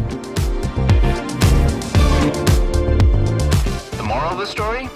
You never know who you'll run into out there in the verse. Remember, keep your sidearm close, but keep your friends closer. Comms approved. I missed you too, computer. Until next time, citizens, FatBird out.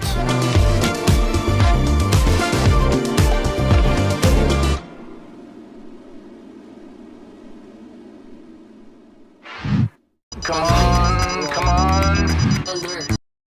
And we're back. Had to mute that real quick. I unmuted everything. Yeah, we're good. Okay, so yeah, let's go in order. Admiral Kusanagi, what do you think of our emergency landing leads to unexpected friend? I mean, I liked it. I liked the banter, and I thought like the art direction. They kind of did two things. They did like more of a visual thing at first, and they kind of developed into an actual mission set. So it was good. Cool. Cap. Yeah, I thought it was great. I thought the music gave it a lot of energy. So the whole audio spectrum, the audio mix was great. Dialogue was great. The story and experience was good.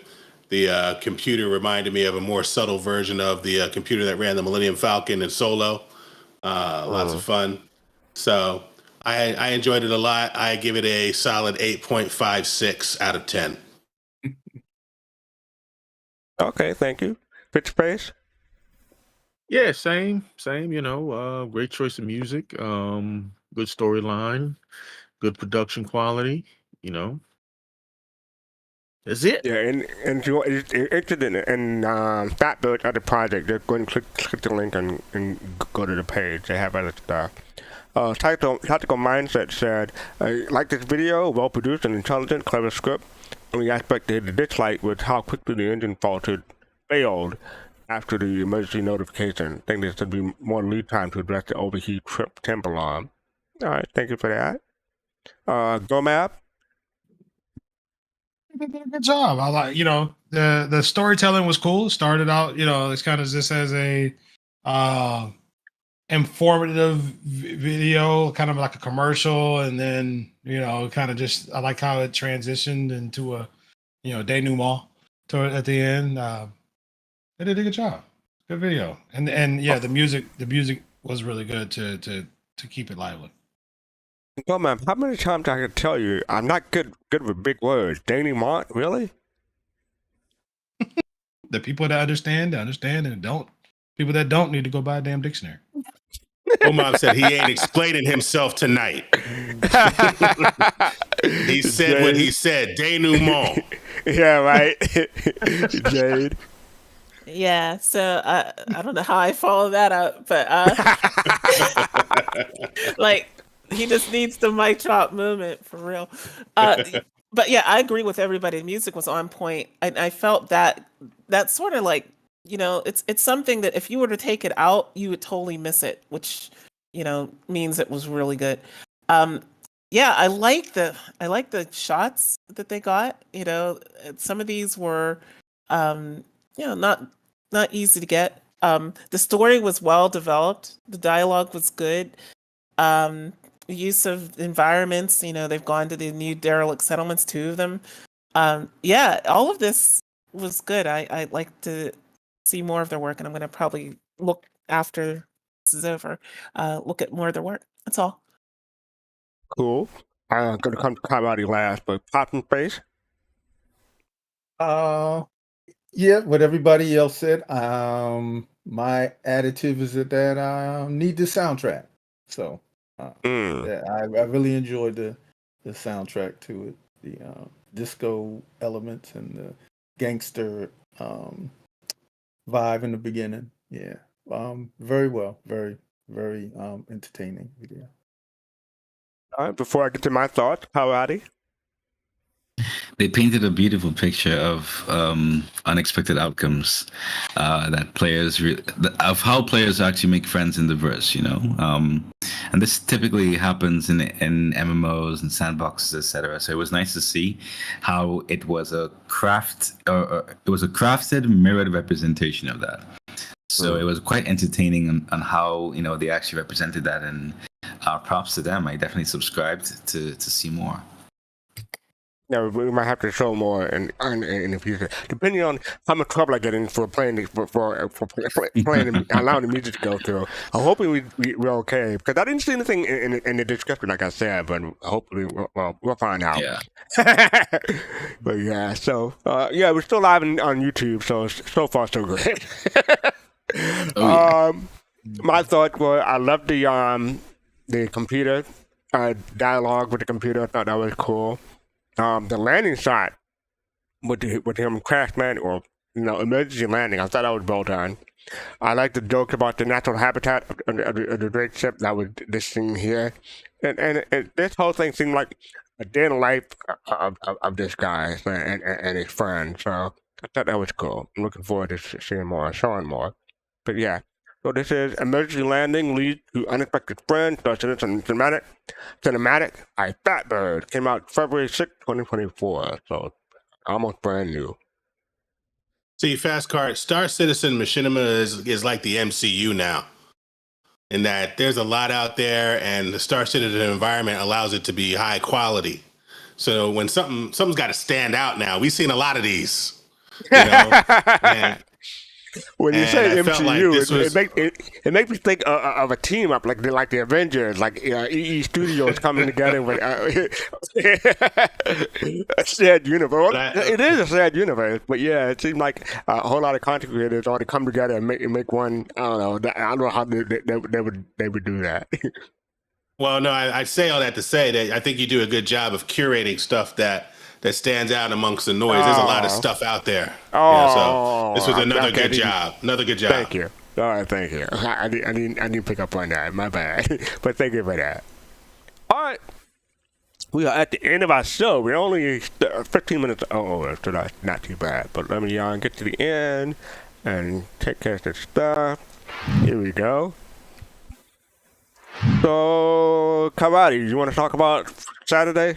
Or did I cut you off guard? Yeah, I am ready. So this Saturday and Saturdays as a whole at 3 p.m. Eastern time, whatever time zone that means, we have Soul Voices, where we talk about all things Star Citizen from the community via Spectrum, Reddit.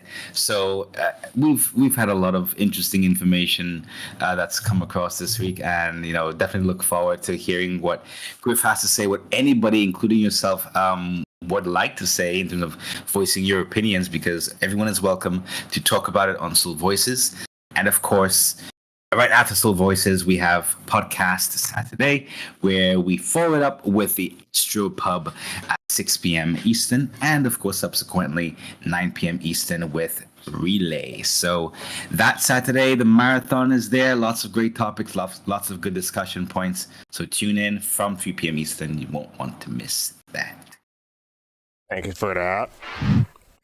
And then on Sunday, there's another big ball game happening. No, I'm kidding. There's no Super Bowl.